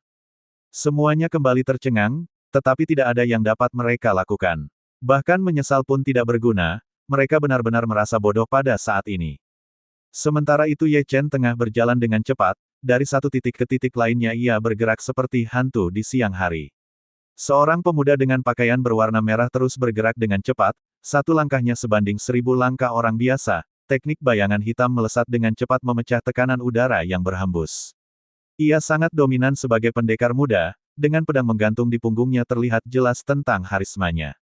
Tidak lama kemudian Ye Chen tiba di daerah ramai, kota kecil yang biasanya menjadi tempat transaksi kebutuhan orang-orang dari desa Caihong. Tempat ini dinamakan Kota Dongwu, melalui kota ini juga Ye Chen akan melanjutkan perjalanannya menuju Xinjiang. Saat ini di sebuah alun-alun tempat Ye Chen menjual kudanya saat akan ke desa Caihong dahulu, kini tengah dikerumuni oleh banyak orang. Ye Chen mengerutkan dahinya, ia melihat seorang wanita yang tengah diikat pada sebuah pilar yang terbuat dari kayu besar. Wanita itu masih terlihat muda, pakaiannya juga terlihat bagus menandakan jika ia bukan berasal dari kota Dongwu. Apa yang terjadi? Tanya Ye Chen kepada salah seorang warga. Apakah Tuan Muda tidak tahu? Nona tersebut merupakan tangkapan dari kelompok si gua. Siapapun yang berhasil membayarnya dengan nilai tinggi maka berhak membawanya pulang, jawab warga tersebut. Oh begitu, apakah itu tidak akan menjadi masalah? Tanya Ye Chen dengan penasaran. Tentu saja tidak, mereka adalah kelompok pemberontak yang dilindungi oleh Sekte Pedang Kidal, ujar orang itu dengan santainya. Kalau Tuan Muda berminat, maka Tuan Muda bisa ikut serta menawar. Kebetulan dekat sini juga ada penginapan, jadi Tuan Muda bisa menikmati wanita tersebut dengan leluasa, tambah orang tersebut menjelaskan. Telinga Ye Chen menjadi panas, ia tidak menyangka jika ada praktek seperti ini di kehidupan masyarakat. Bahkan hal seperti ini terjadi di depan umum, meskipun mereka memiliki dukungan namun tidak seharusnya berbuat sesuatu yang melampaui batas. Ayo siapa lagi yang berani menawar dengan lebih tinggi lagi, ucap seorang pria parubaya, ia adalah orang yang berdiri di dekat wanita itu. 50 tael emas, teriak seorang pria tua, perutnya sedikit buncit dan memiliki kumis tipis. 55 tael emas, ucap pria tua lainnya, ia begitu tertarik melihat wanita muda. 100 tael emas, teriak Ye Chen, mengalihkan perhatian banyak orang. Siapa orang itu? Tanya beberapa orang dengan penasaran. Berani sekali dia melawan penawaran harga terbaikku, ucap pria gendut dengan seringai marah. Hai anak muda, apa yang kau inginkan? Tanya pria gendut itu dengan nada tidak suka kepada Ye Chen. Bukankah ini adalah penawaran? Siapapun berhak menawarkan harga terbaik yang ia mampu bayar, ucap Ye Chen dengan santai. Bagi Ye Chen uang senilai 100 tael emas tidak apa-apanya, tetapi bagi sebagian besar orang di kota Dongwu ukuran tael emas adalah sesuatu yang sangat berharga. Menghargai seorang wanita dengan harga setinggi langit maka mereka jelas akan keberatan. Apakah ada penawaran lain? Teriak pria parubaya yang menawarkan wanita tersebut dengan tatapan berbinar-binar. Lah sudah membayangkan keuntungan dari menjual sandera yang ia dapatkan dari hasil merampok.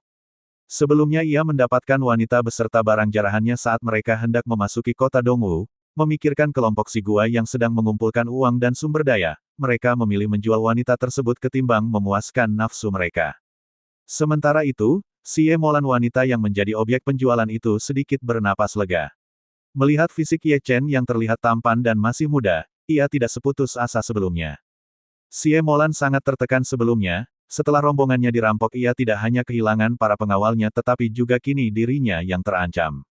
Sebelumnya ia akan kembali ke kota Qinghai untuk menuju ibu kota, di kota Dongwu ia bermaksud untuk mengunjungi makam leluhur keluarganya sesaat dirinya yang akan dinikahkan dengan seorang pemuda pilihan keluarganya. Lah yang membenci jalan hidupnya tidak menyangka akan tertimpa bencana hingga dirinya akan diperjualbelikan di depan umum, selain malu dan terhina ia juga ingin bunuh diri jika seseorang benar-benar hendak menyentuhnya. Setelah pria parubaya tersebut menguatkan suaranya, tak ada satupun yang berani melakukan penawaran di atas 100 tael emas. Dengan demikian, Ye Chen secara mutlak berhak mendapatkan wanita yang dimaksud. Tuan muda, selamat Anda kini berhak memiliki wanita itu, ucap pria parubaya tersebut sambil menghampiri Ye Chen. Bolehkah saya melihatnya lebih dekat, tanya Ye Chen kemudian. Tentu saja boleh, Namun setelahnya Anda harus melunasi harganya, ucap lelaki parubaya tersebut dengan tatapan rakus. Tidak masalah, jawab Ye Chen sambil menunjukkan cincin penyimpanannya. Dengan dibawa perhatian beberapa orang pendekar, Ye Chen berjalan mendekati wanita tersebut. Ada tatapan tajam dari wanita itu, ia melihat ke arah Ye Chen dengan segudang kemarahan dan rasa benci. Siapa namamu? Tanya Ye Chen dengan ramah. Namun wanita tersebut bergeming, hanya mendengus kesal tanda keberatan berdialog dengan Ye Chen. Baiklah jika kau tidak menjawab maka aku akan meninggalkanmu di sini, ucap Ye Chen dengan dingin. Xie Molan tersentak, ia melihat ke arah Ye Chen dengan lekat dan memikirkan jika pemuda di depannya mungkin memiliki niat yang baik terhadap dirinya. Bab 35. Membebaskan adik Xie Molan. Tunggu, jangan tinggalkan saya, ucap Xie Molan memohon. Nama saya Xie Molan, saya dan adik saya ditangkap oleh mereka. Tolong saya, Xie Molan berkata penuh harap, ia mengandalkan satu-satunya peluang yang mungkin akan berpihak padanya. Ye Chen yang semula sudah merasakan kemarahan dengan ulah sekelompok bandit, langsung memerah wajahnya menahan emosi. Ye Chen juga mengikuti permainan mereka semua bertujuan untuk mengumpulkan informasi lebih lanjut tentang keberadaan kelompok Si Gua yang memiliki dukungan Sekte Pedang Kidal. Sebelumnya Ye Chen sudah muak dengan aksi kelompok tersebut di desa Caihong, oleh karenanya Ye Chen menduga jika kelompok mereka mulai tersebar dan melakukan tindakan kriminal secara masif. Pria parubaya dan kelompoknya menjadi geram mendengar perkataan dari Xie Molan. Memang benar selain dirinya, mereka juga menahan adik Xie Molan agar tidak berbuat macam-macam saat proses pelelangan dirinya. Namun siapa sangka jika wanita tersebut berani berbuat nekat, apalagi kebanyakan orang tidak berani menyinggung kelompok Si Gua. Ye Chen tidak menahan diri lagi, entah sejak kapan pedang penghancur sudah berpindah ke tangannya. Lalu ia berjalan secara perlahan ke arah pria parubaya yang sebelumnya memimpin pelelangan sederhana itu. Aku tidak akan berbasa-basi lagi, cepat kalian tinggalkan tempat ini bagi yang tidak terlibat. Namun jangan salahkan aku jika tidak berbelas kasihan pada kalian yang telah bergabung dalam kelompok Si Gua maupun Sekte Pedang Kidal, semua orang menjadi gempar. Mereka tidak menyangka jika tuan muda yang sebelumnya terlihat berharisma tiba-tiba berkata dengan penuh ancaman yang tidak perlu. Hai nak, apakah kau datang kemari hanya untuk menimbulkan masalah? Bertarunglah jika kau memiliki kemampuan. Ucap pria parubaya itu dengan tatapan tidak senang sambil menarik pedangnya. Berbarengan dengan itu, puluhan pendekar lainnya datang mengepung Ye Chen. Mereka tidak percaya jika di tempat ini masih ada orang yang berani mencari masalah dengan kelompok Si Gua. Aku sedang terburu-buru dalam perjalanan, sebaiknya kalian maju semua dan tidak membuang waktuku dengan percuma, ucap Ye Chen sambil mengedarkan pandangannya. Apa maksudmu? Aku bisa membunuhmu hanya dengan satu tanganku, pria parubaya itu berkata dengan nada jengkel. Sesuai keinginanmu, Ye Chen maju dua langkah. Ketika Ye Chen maju, pria parubaya itu pun segera mengayunkan pedangnya tanpa kompromi. Matilah kau pembual kecil, teriaknya ke arah Ye Chen. Detik berikutnya Ye Chen pun melakukan sebuah serangan serupa, kedua pedang beradu di udara membuat suara dentingan logam dalam waktu singkat. Pria parubaya itu terlihat kewalahan, hanya dalam satu serangan tersebut pedang di tangannya patah, lalu pedang Ye Chen bergerak cepat menebas lengan kanannya hingga terputus dan mengeluarkan banyak darah. Dalam waktu singkat berikutnya sebuah tendangan keras menghantam tubuhnya dengan keras, membuatnya terbang mundur jatuh ke tanah dengan darah menyembur dari mulutnya. Kejadian ini membuat seluruh orang terperanjat, mereka tidak menyangka jika teman mereka akan bernasib menyedihkan dalam tempo yang sangat singkat tersebut. Xie Molan bernapas lega, taruhan tentang hidupnya tidak keliru. Detik berikutnya ia mengerahkan tenaga dalamnya untuk melepaskan tali yang sebelumnya mengikat dirinya. Ia adalah seorang kultivator juga hanya saja di bawah ancaman nyawa adik laki-lakinya ia merasa tidak berdaya dan menyerah sehingga terjadilah peristiwa seperti saat ini. Carilah adikmu, ucap Ye Chen kepada Xie Molan. Seharusnya dengan kemampuan wanita tersebut takkan jadi masalah. Baiklah, terima kasih tuan muda, ucap Xie Molan dengan cepat, lalu ia bergegas pergi. Ye Chen memandang dingin ke arah orang-orang yang kini berfokus kepadanya, ada seulas senyum malas yang ia tampilkan. Apakah kalian bagian dari orang-orang yang menyerang desa Caihong pagi ini? Tanya Ye Chen kemudian. Bagaimana kau tahu? Ucap salah seorang dari mereka dengan ekspresi penuh kewaspadaan. Karena aku adalah orang yang memusnahkan mereka semua, ucap Ye Chen sambil mendengus. Begitu kata-kata ini keluar, banyak orang yang tidak percaya namun mereka juga tidak bisa menganggap remeh apa yang baru saja dikatakan oleh pemuda di depannya. Jangan dengarkan ocehan orang ini, jelas dia adalah pembual besar, ucap salah seorang lainnya dengan nada tidak puas. Sambil berkata demikian ia bergerak maju dan mengeluarkan sebuah pukulan ke arah Ye Chen dengan ganas. Bam! Ye Chen dengan santai meresponnya, saat pukulan Ye Chen mengenai pukulan lawannya terjadi ledakan yang cukup keras. Tangan orang itu hancur, darah mengucur deras dari seluruh lengan hingga tertarik pada sekitar dadanya. Luka lebar menganga dan membuatnya jatuh ke tanah sebelum tak sadarkan diri. Setelah dua orang dari mereka dijatuhkan tidak ada lagi yang menganggap remeh pemuda di depannya, mereka mulai serius dan memikirkan untuk maju bersama. Orang ini memiliki kemampuan, sebaiknya kita serang bersama, ucap salah seorang dengan lebih berhati-hati. Segera mereka bergerak, dalam hitungan waktu yang singkat seluruh pedang terangkat secara bersamaan. Kalian seharusnya melakukan hal ini sejak tadi, ucap Ye Chen sambil tersenyum dingin. Setelah berkata demikian, pedang penghancur bergerak seperti menari dalam titisan hujan. Mereka yang baru saja maju menyerang langsung tertebas pedang Ye Chen, dalam tempo secepat kilat tubuh mereka satu persatu terpotong dan jatuh ke tanah. Pada saat ini wajah penuh ketakutan menghantui orang-orang yang tersisa, mereka percaya jika pemuda tersebut memang sangat menakutkan. Mereka berbalik dan hendak pergi, siapapun di antara mereka tidak ingin mati dengan percuma. Namun kecepatan pelarian mereka masih terlihat sangat lambat di mata Ye Chen, pedang penghancur pun kembali bergerak menuai nyawa anggota kelompok si gua itu. Kemana pedang bergerak maka akan ada tubuh yang terpotong, area yang semula bersih kini berlumuran darah dan penuh dengan mayat. Jangan bunuh kami, teriak beberapa orang ketakutan. Tetapi Ye Chen tidak memberi ampun, sudah menjadi sumpahnya untuk menghabisi kelompok penjahat seperti ini agar tidak membawa masalah di masa depan. Pemusnahan kelompok si gua dan juga sekte pedang kidal adalah harga mutlak, Ye Chen takkan pernah berkompromi. Kalian dan orang-orang dari kelompok kalian semuanya akan mati, Ye Chen melanjutkan menebas lawannya, pedangnya pun semakin terlihat berdarah. Ye Chen memandang ke seluruh mayat yang jatuh di atas tanah, mengutuknya dalam hati. Kalian seharusnya tidak berbuat jahat dan menindas orang lain dengan kekuatan kalian. Orang-orang yang sebelumnya tidak terlibat menatap ngeri ke arah Ye Chen, bahkan pria gendut yang sebelumnya ikut menawar si Emolan gemetar dan keluar air kencing dari celananya. Beberapa waktu lalu ia sempat bersitegang dengannya, ia takut jika pemuda tersebut akan mengambil tindakan kepada dirinya. Bab 36. Berita Klan Ye. Pria gendut itu segera berlutut ke tanah, ia menengadahkan kepalanya ke arah Ye Chen dan mengharap belas kasihan. Ye Chen memandangnya dengan tajam dan berkata, "Aku tidak ingin mendengar kelakuanmu terulang di masa depan, jika itu terjadi ataupun kejadian seperti tadi terulang maka aku tidak akan segan membunuhmu dan menghancurkan tempat ini."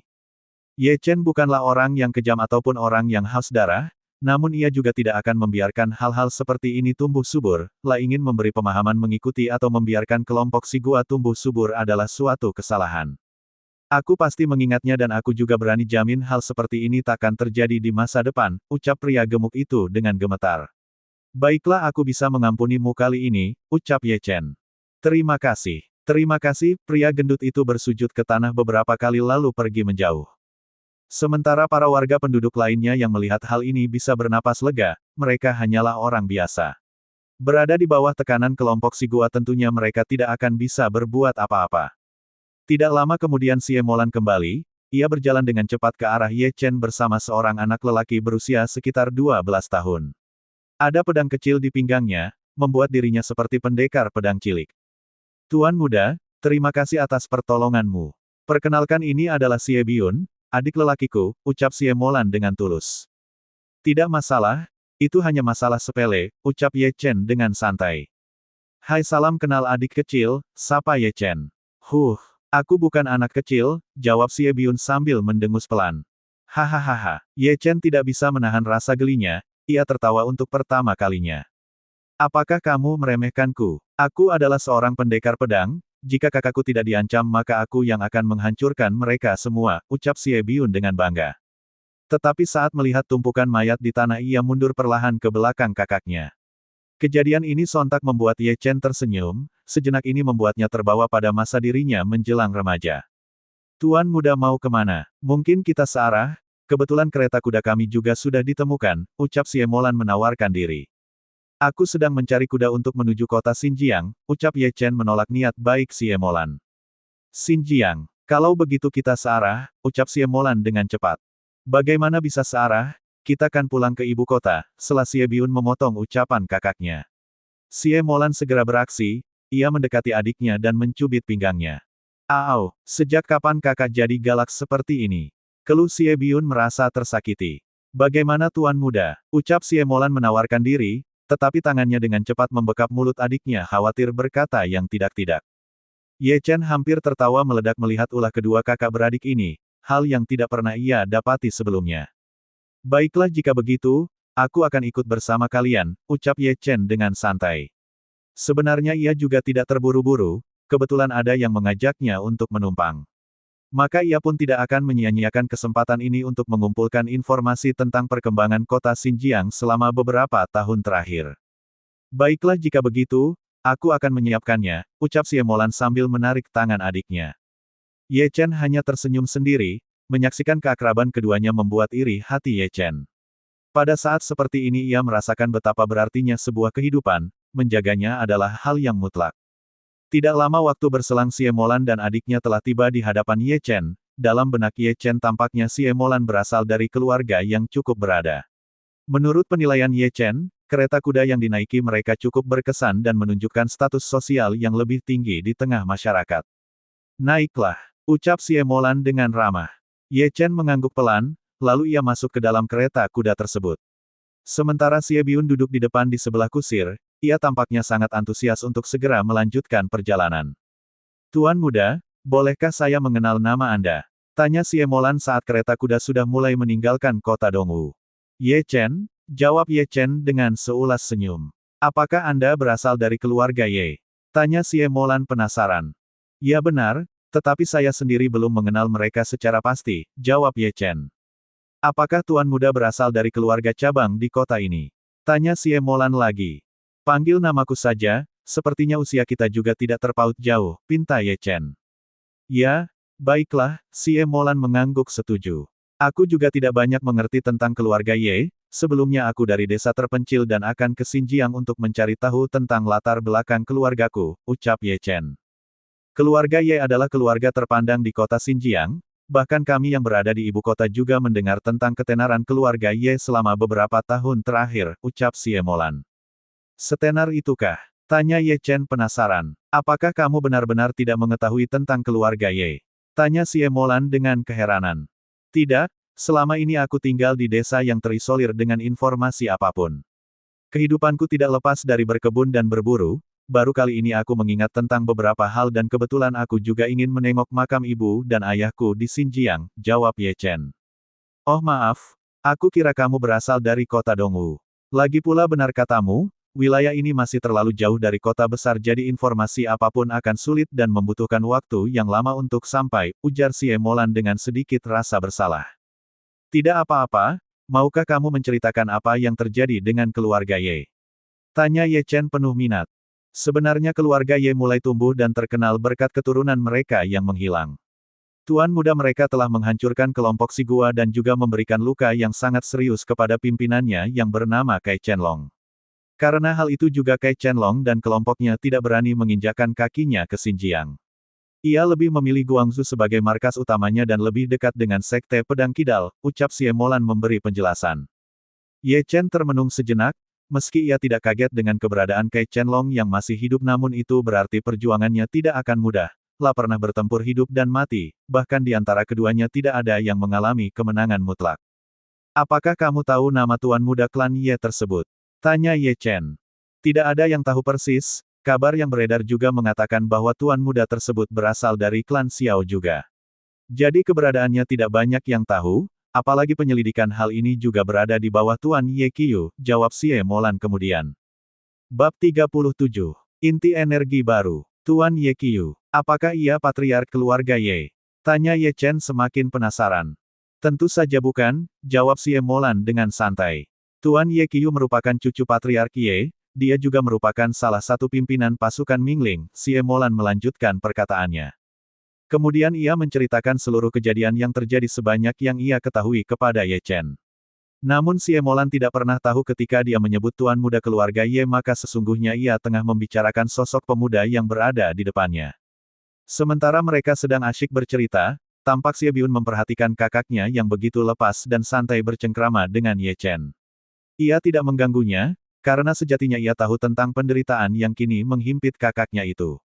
Ngomong-ngomong, apa yang menyebabkan kamu bisa berada di kota Dongwu? Tanya Ye Chen mengubah topik pembicaraan. Itu karena aku baru saja mengunjungi makam leluhur, jawab Xie Molan yang mulai mengubah emosinya. Sungguh terlalu nekat bagi kalian yang hanya adik kakak, ucap Ye Chen. Sebelumnya kami ditemani oleh pengawal keluarga, namun naasnya ketika hendak kembali kami disergap dan selanjutnya kamu tahu sendiri, ujar Xie Molan. Sepertinya kalian berasal dari putri keluarga besar, pastinya kalian sangat bahagia dan berkecukupan, ucap Ye Chen. Jika itu bisa seperti yang kau ucapkan maka aku pastinya tidak akan berada di tempat ini bersamamu.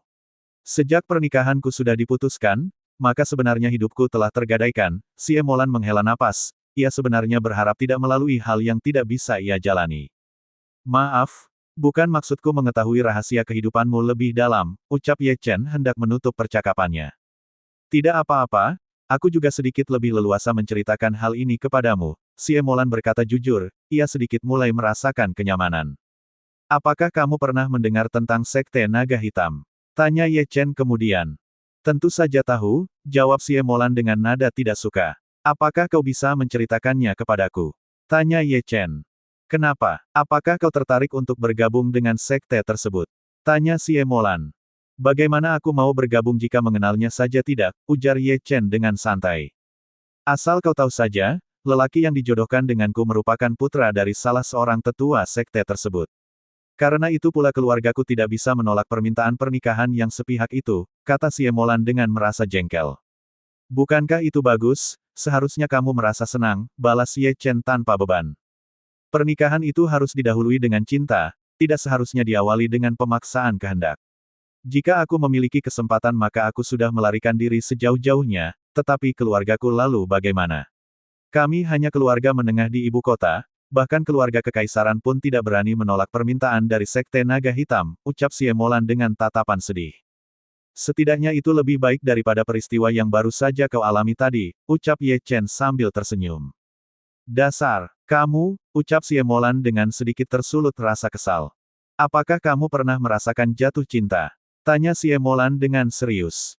Ya tentu saja, jawab Ye Chen ringan. Apakah kamu akan menikahinya? Tanya Xie Molan lagi. Tidak akan, jawab Ye Chen dengan mantap. Kenapa? Tanya Xie Molan sambil menaikkan alisnya. Karena ia tidak layak, jawab Ye Chen datar. Ye Chen jelas mengingat ketidaktulusan King Yu sebelumnya, entah mengapa pertama kali ia jatuh cinta namun harus disakiti. Kakak, sepertinya kita harus melanjutkan perjalanan esok hari, terdengar suara Xie Biun mengaburkan suasana hangat percakapan. Bersamaan dengan hal itu mereka tiba di sebuah penginapan yang cukup ramai, ada banyak orang tengah berkumpul dan beraktivitas di malam hari. Selain penduduk sekitar mereka adalah para tamu atau pelancong dari luar wilayah. Tuan muda Anda mau pesan berapa kamar? Tanya seorang pelayan penginapan dengan ramah. 3 kamar terbaik dari penginapan kalian, jawab Ye Chen tanpa ragu. Baik tuan muda, segera kami siapkan, pelayan tersebut berkata dengan ramah, lalu mengeluarkan 3 buah kunci kamar. Berapa harganya? Tanya Ye Chen kemudian. 350 tael perak, jawab pelayan tersebut. Baiklah, ucap Ye Chen sambil mengeluarkan uang dimaksud. Setelah mendapatkan kamar masing-masing, ketiganya masuk dan mulai beristirahat. Namun beberapa saat kemudian, Ye Chen memilih minum dan bersantai di restoran yang terdapat pada penginapan tersebut. Ye Chen belum pernah merasakan hal-hal seperti ini sebelumnya, jadi ia ingin sekedar menikmati suasana menghilangkan kejenuhan dalam perjalanan. Sebenarnya ia merasa terhibur dengan keberadaan Xie Molan. Tidak hanya itu ia juga merasa terbantu dengan informasi yang disampaikan olehnya. Ye Chen duduk di tengah saat ia berada di dalam restoran, sambil melewati malam yang pekat ia mendapati beberapa orang tamu lainnya yang tengah menikmati suasana santai dan mengabaikan waktu istirahatnya di kamar. Ye Chen tengah mengumpulkan beberapa informasi, jadi selama ia duduk di dalam restoran tersebut ada bibi hal yang ia dapati terkait keadaan Kekaisaran Ma yang kembali mendapat rongrongan dari Kai Chenlong dengan kelompok Siguanya, serta dukungan Sekte Pedang Kidal yang membuat kota Guangzhou lepas dari tangan Kaisar Ma Fan. Apakah Kaisar tidak melakukan perlawanan? Tanya seorang pria kepada temannya. Kaisar mengalami kesulitan, jika saja Sekte Naga Hitam mau ikut serta dalam menumpas Sekte Pedang Kidal maka semuanya akan baik-baik saja, ucap pria lainnya. Masalah ini juga menimbulkan keresahan, banyak warga yang akhirnya meninggalkan Guangzhou dan tinggal di sekitar pinggiran Xinjiang maupun di Luoyang dan Kaifeng, timpal yang lainnya. Bahkan dua kota itu juga mulai terpengaruh dengan dominasi Kai Qianlong. Kini sepertinya kita memiliki dua orang kaisar dari dua kutub yang berbeda, ujar yang lainnya tanpa daya. Ye Chen mendengarkan dengan seksama, seolah tidak peduli. Ia asyik dengan minumannya sendiri seolah tidak terpengaruh dengan keberadaan orang lain. La juga tidak menduga jika Kai Qianlong yang pernah bertempur dengan dirinya itu memiliki ambisi yang sangat besar dan membahayakan bagi kehidupan yang lainnya. Sambil menikmati setiap tegukan arak di tenggorokannya, Ye Chen terus berpikir terutama tentang kekuatannya yang seharusnya bisa bertambah akhir-akhir ini. Di dalam dirinya, fluktuasi energi yang ditimbulkan oleh inti api emas yang sebelumnya merupakan pecahan kristal jiwa dewa penghancur, kini seperti sedang membuat ruang khusus di dalam dantiannya. Secara tidak sengaja Ye Chen merasakan ada pusat energi lain yang tumbuh dan berada di samping dantian utamanya.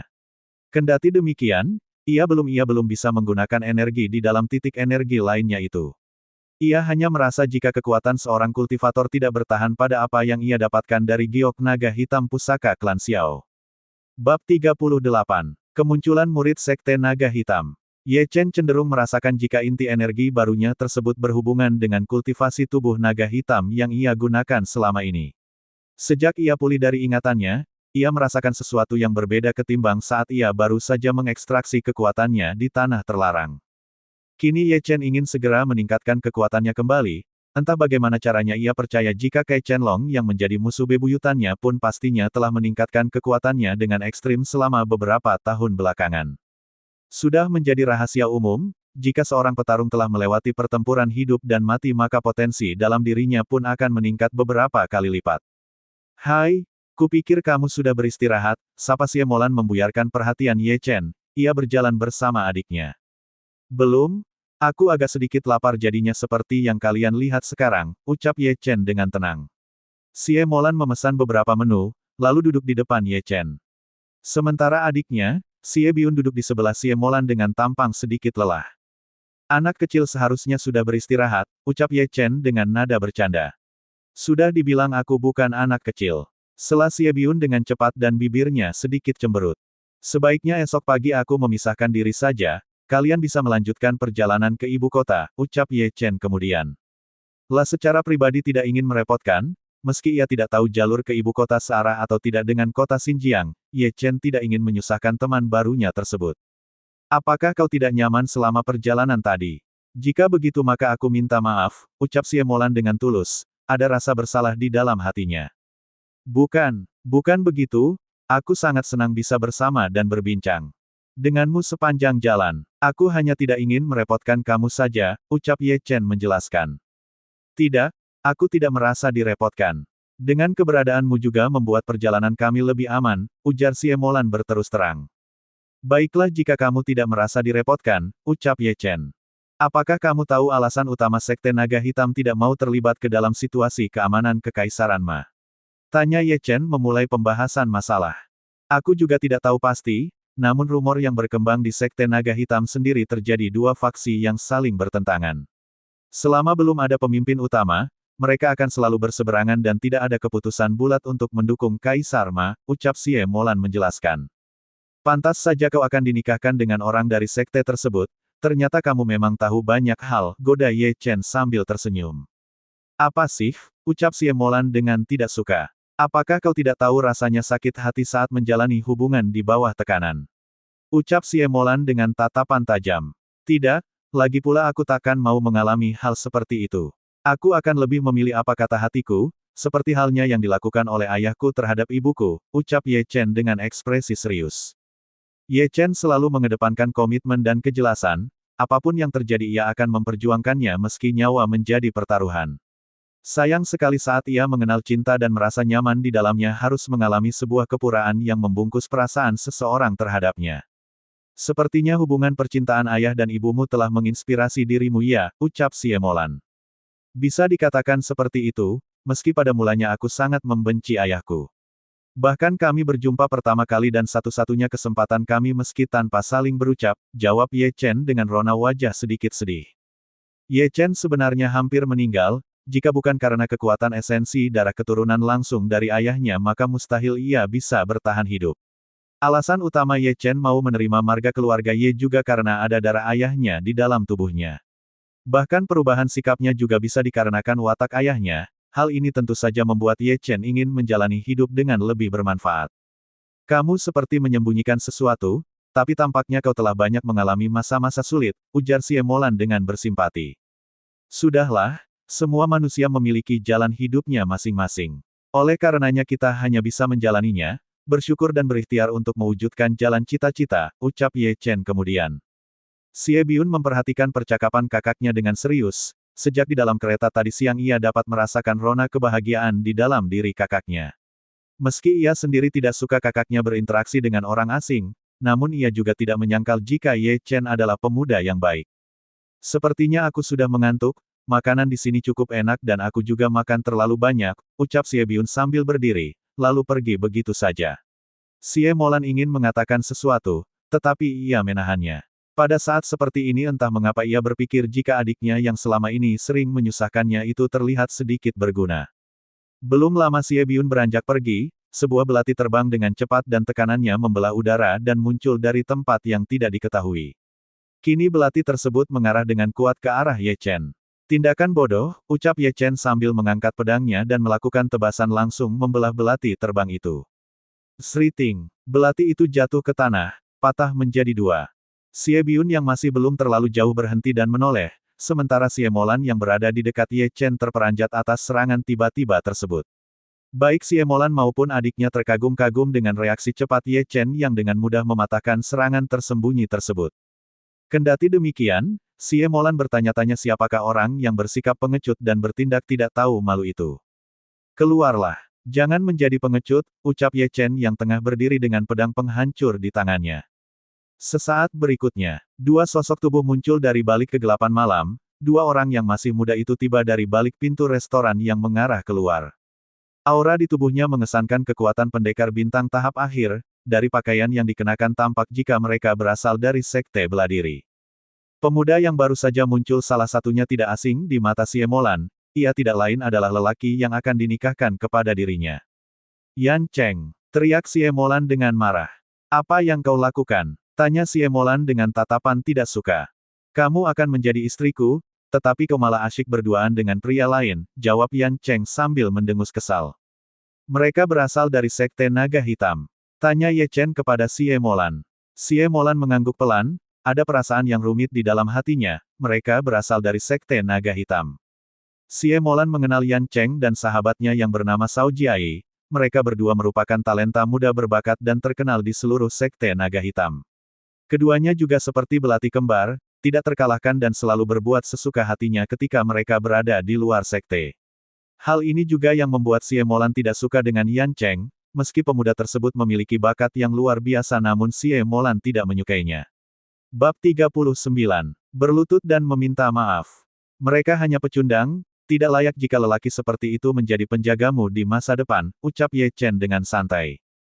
Namun mendengar ucapan Ye Chen barusan membuat perasaan Xie Molan berangsur menghangat, dalam hatinya ia bergumam. Seharusnya kau menyadarinya, jika pria yang layak untukku hanya kamu seorang. Tetapi sayangnya setinggi apapun tingkat kultivasi Ye Chen saat ini, ia jelas tidak dapat membaca isi hati Xie Molan. Apalagi suasana hati Ye Chen juga sedang buruk jika itu terkait dengan masalah percintaan, hubungannya dengan Qin Wu beberapa waktu lalu telah menghempaskan asumsinya tentang hubungan berlainan jenis itu. Yan Cheng terlihat marah, ia adalah talenta muda terbaik sekte naga hitam tetapi ia dihina oleh pemuda yang telah mengganggu calon istrinya tersebut. Kamu telah berani menggoda calon istriku, kamu juga sudah berani meremehkan diriku. Malam ini kamu akan mati, ucap Yan Cheng yang diliputi rasa cemburu. Meskipun dirinya akan dinikahkan dengan Xie Molan, tetapi ia tidak pernah mendapatkan kesempatan untuk berbicara dengan leluasa seperti yang dilakukan oleh Xie Molan dengan pemuda di depannya. Apalagi ia juga sudah menempuh jarak yang cukup jauh untuk mencari dan menemui Xie Molan, namun tidak disangka dalam peristirahatannya ia justru melihat kedekatan Xie Molan dengan pria lain.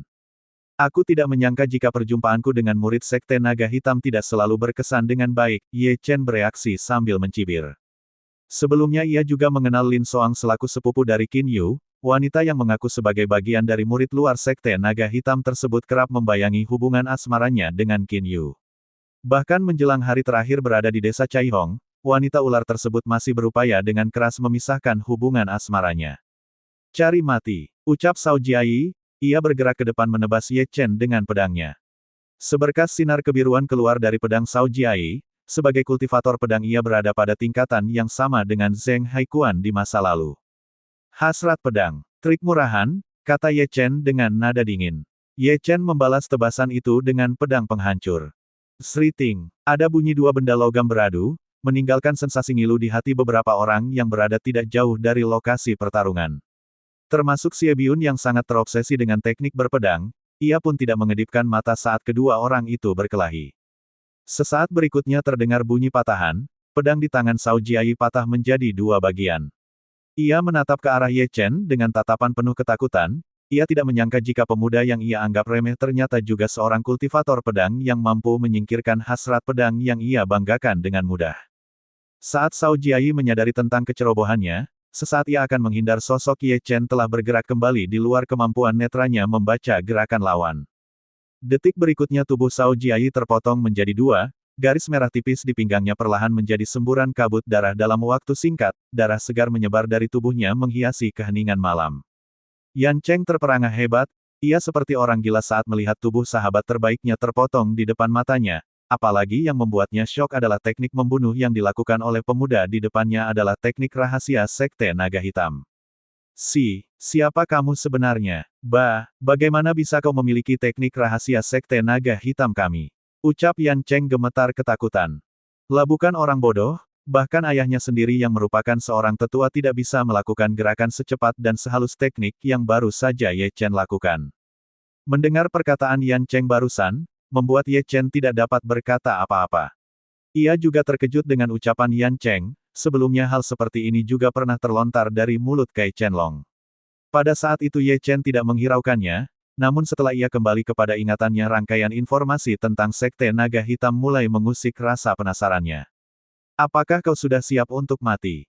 Tanya Ye Chen kemudian, ia bermaksud menggertak pemuda tunangan Xie Molan. Ampun, tolong ampuni nyawa saya, ucap Yan Cheng sambil menghentakkan lututnya ke tanah dengan keras. Di depan kematian ia harus menanggalkan kesombongannya, ia tidak mungkin bisa mengandalkan nama besar ayahnya di hadapan monster muda yang tiba-tiba muncul di depannya ini. Kali ini aku tidak akan membunuhmu, namun karena kamu adalah tunangan Xie Molan maka aku akan membiarkan kalian menyelesaikan urusan pribadi kalian sendiri, ucap Ye Chen dengan acuh tak acuh. Setelah menyarungkan pedangnya, ia melangkah pergi meninggalkan restoran tempat ia menikmati malam dengan santai. Kedatangan Yan Cheng dan temannya telah menghilangkan minatnya untuk melanjutkan perbincangan dengan Xie Molan. Yan Cheng melihat tubuh Ye Chen pergi seperti dirinya telah mendapatkan amnesti dari kematian. Sebelum tubuh Ye Chen menghilang ia benar-benar tidak berani untuk berdiri. Bayangan kematian sahabatnya masih sangat membekas, keduanya berada pada tingkatan yang sama jadi ia tahu bagaimana kekuatan lawan yang sangat mengerikan. Kukira seseorang seperti dirimu tidak akan pernah berlutut, suara Xie Molan keluar begitu saja. Yan Cheng terdiam malu, mengabaikan semuanya jauh di dalam hatinya ia merasa sangat penasaran dengan pemuda yang terlihat akrab dengan Xie Molan tersebut. Dan pastinya Yan Cheng tidak memiliki keberanian lagi untuk tetap menekan keluarga Xie, meski ia diberikan 1000 keberanian jelas ia tidak akan berani bersinggungan dengan pemuda yang baru saja membunuh sahabatnya. Aku akan pergi, dan aku akan melupakan tentang rencana pernikahan kita. Maafkan aku, ucap Yan Cheng tanpa berani memandang ke arah Xie Molan. Setelah berkata demikian ia bangkit dan membawa mayat sahabat terbaiknya itu. Ia tidak menyangka dan menyesal telah memberikan kematian bagi sahabatnya sendiri. Jika saja ia tidak bertindak impulsif dengan menyerang pihak lain dengan tiba-tiba, mungkin semuanya masih bisa dibicarakan. Setelah kepergian Yan Cheng, tampak Xie Biun kembali menghampiri kakaknya. Kak, sepertinya mengenal Kak Ye Chen banyak membawa perubahan bagi dirimu. Apalagi mulai sekarang kakak tidak perlu lagi khawatir dengan rencana pernikahan.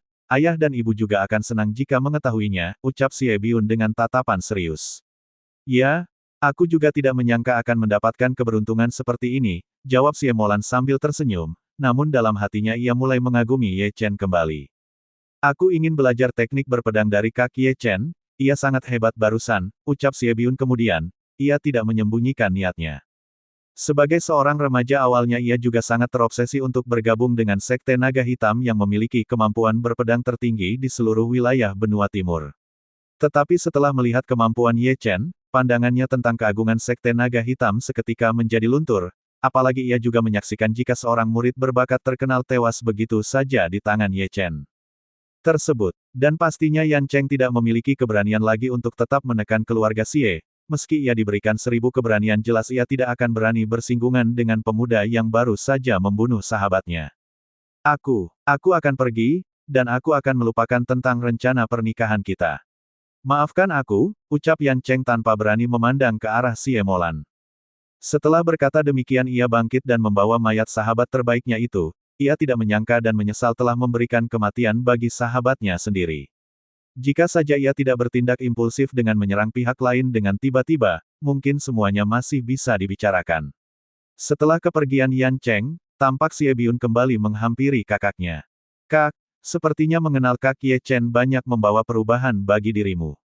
Apalagi mulai sekarang kakak tidak perlu lagi khawatir dengan rencana pernikahan, ayah dan ibu juga akan senang jika mengetahuinya, ucap Xie Biun dengan tatapan serius. Ya, aku juga tidak menyangka akan mendapatkan keberuntungan seperti ini, jawab Xie Molan sambil tersenyum, namun dalam hatinya ia mulai mengagumi Ye Chen kembali. Aku ingin belajar teknik berpedang dari Kak Ye Chen, ia sangat hebat barusan, ucap Xie Biun kemudian, ia tidak menyembunyikan niatnya.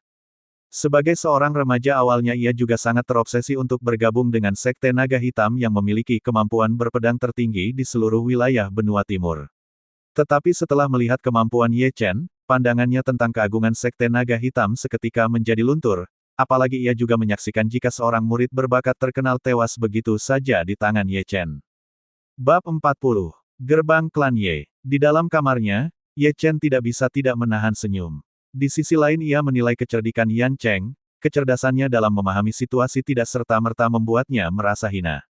Ye Chen sengaja membiarkan Yan Cheng hidup karena berhubungan dengan Xie Molan, untuk terakhir kalinya ia ingin membantu wanita tersebut yang beberapa kali mengeluh dengan rencana pernikahan paksanya dengan putra dari tetua Sekte Naga Hitam tersebut. Hal lainnya, Ye Chen juga semakin tertarik dengan Sekte Naga Hitam yang rupanya secara tidak langsung memiliki keterkaitan dengan keterampilan yang Ye Chen dapatkan dari jiwa Dewa Penghancur. Dalam hal ini, Ye Chen ingin membuktikan sejarah apa yang melatar belakangi hubungan keduanya, serta ia juga penasaran dengan sosok Dewa Penghancur yang sebelumnya bersemayam di dalam giok naga hitam yang selama ini menjadi benda berharga klan Xiao. Ye Chen menghabiskan waktunya di dalam kamarnya. Ia berkultivasi selama sisa malam dan mengakhirinya pagi-pagi sekali. Setelah merasakan semuanya baik-baik saja, ia ingin segera meninggalkan penginapan seorang diri untuk menuju Xinjiang yang jaraknya sudah tidak jauh lagi. Ia juga tidak mau terlalu jauh terlibat urusan Xie Molan, setelah semuanya selesai seharusnya wanita tersebut dapat melanjutkan perjalanannya ke ibu kota Qinghai. Saat sinar matahari pagi belum menyentuh lapisan embun pagi seutuhnya, bayangan tubuh Ye Chen telah meninggalkan penginapan sepenuhnya.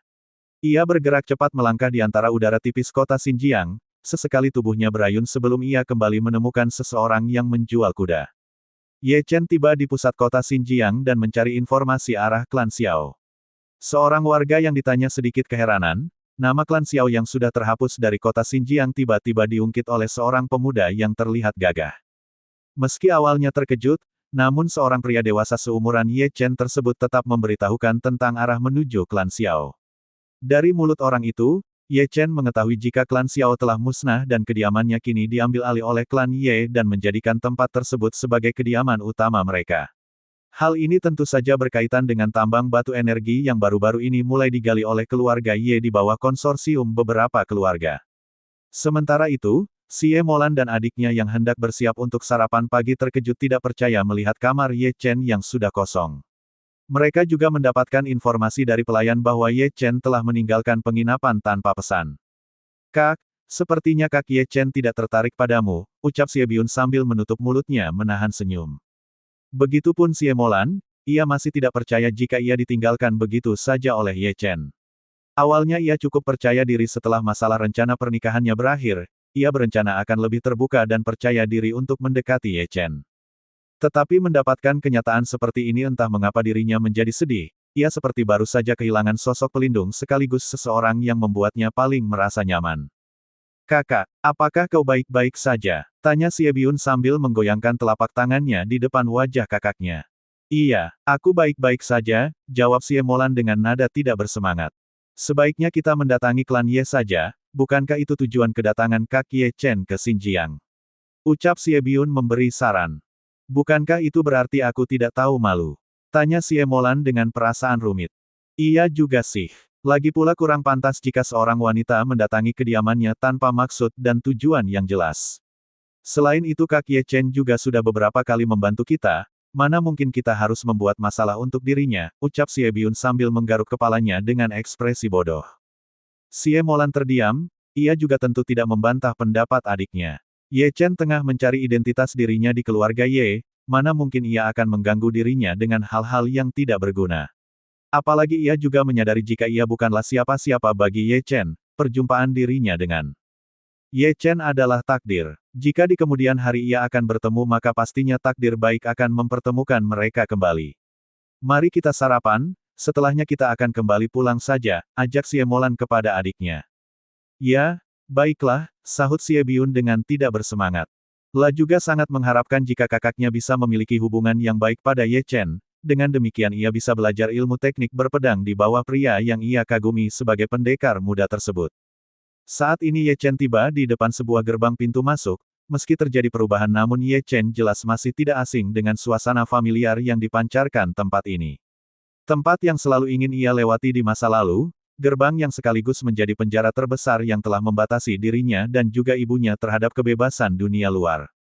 Ye Chen memperhatikan dengan seksama. Ada dua kata yang terdiri dari beberapa aksara bertuliskan keluarga Ye pada sebuah papan kayu. Dua kata bertuliskan, klan Ye, menempel kokoh pada gerbang masuk tersebut. Dengan langkah sedikit santai Ye Chen berjalan, semenjak turun dari kudanya ia berjalan menuju beberapa orang penjaga yang tampak sedang memperhatikan kedatangan dirinya. Siapa kamu? Dan ada keperluan apa datang ke tempat ini? Tanya salah seorang penjaga dengan tatapan waspada. Beberapa orang penjaga juga berkumpul dengan cepat, apalagi menyaksikan kedatangan seorang pemuda yang membawa pedang di punggungnya bukanlah sesuatu hal yang dapat dianggap sederhana. Saya Ye Chen, kedatangan saya ke tempat ini untuk mengunjungi makam kedua orang tua saya, jawab Ye Chen dengan ekspresi tenang. Hai anak muda, jangan bercanda. Ucap seorang penjaga lainnya, mereka jelas tahu apa arti dari nama Ye Chen yang baru saja mereka dengar. Seharusnya kalian bisa mengenal benda ini, ucap Ye Chen sambil mengeluarkan token keluarga Ye. Benda tersebut menjadi salah satu peninggalan barang ayahnya. Tatapan mata seluruh pengawal membulat, token yang baru saja mereka lihat adalah memang benar milik keluarga Ye. Itu juga merupakan salah satu dari token utama yang hanya dimiliki oleh keturunan langsung. Jika demikian, maka mereka bisa mengartikan jika pemuda yang baru saja datang adalah tuan muda keluarga Ye. Sosok tuan muda yang selama ini selalu dicari-cari oleh Patriark Ye Chou dan juga kepala pasukan keamanan kekaisaran, Ye Qiu. Tuan muda, maafkan kami, namun tolong tunggu sebentar. Kami akan melapor kepada Patriark terkait kedatangan Anda, ucap pelayan tersebut dengan noda sopan. Mereka jelas tidak berani menyinggung pemuda yang bernama Ye Chen tersebut, tetapi mereka juga tidak bisa mengabaikan prosedur keamanan yang selama ini diterapkan di klan Ye dalam hal menerima tamu asing. Bersambung.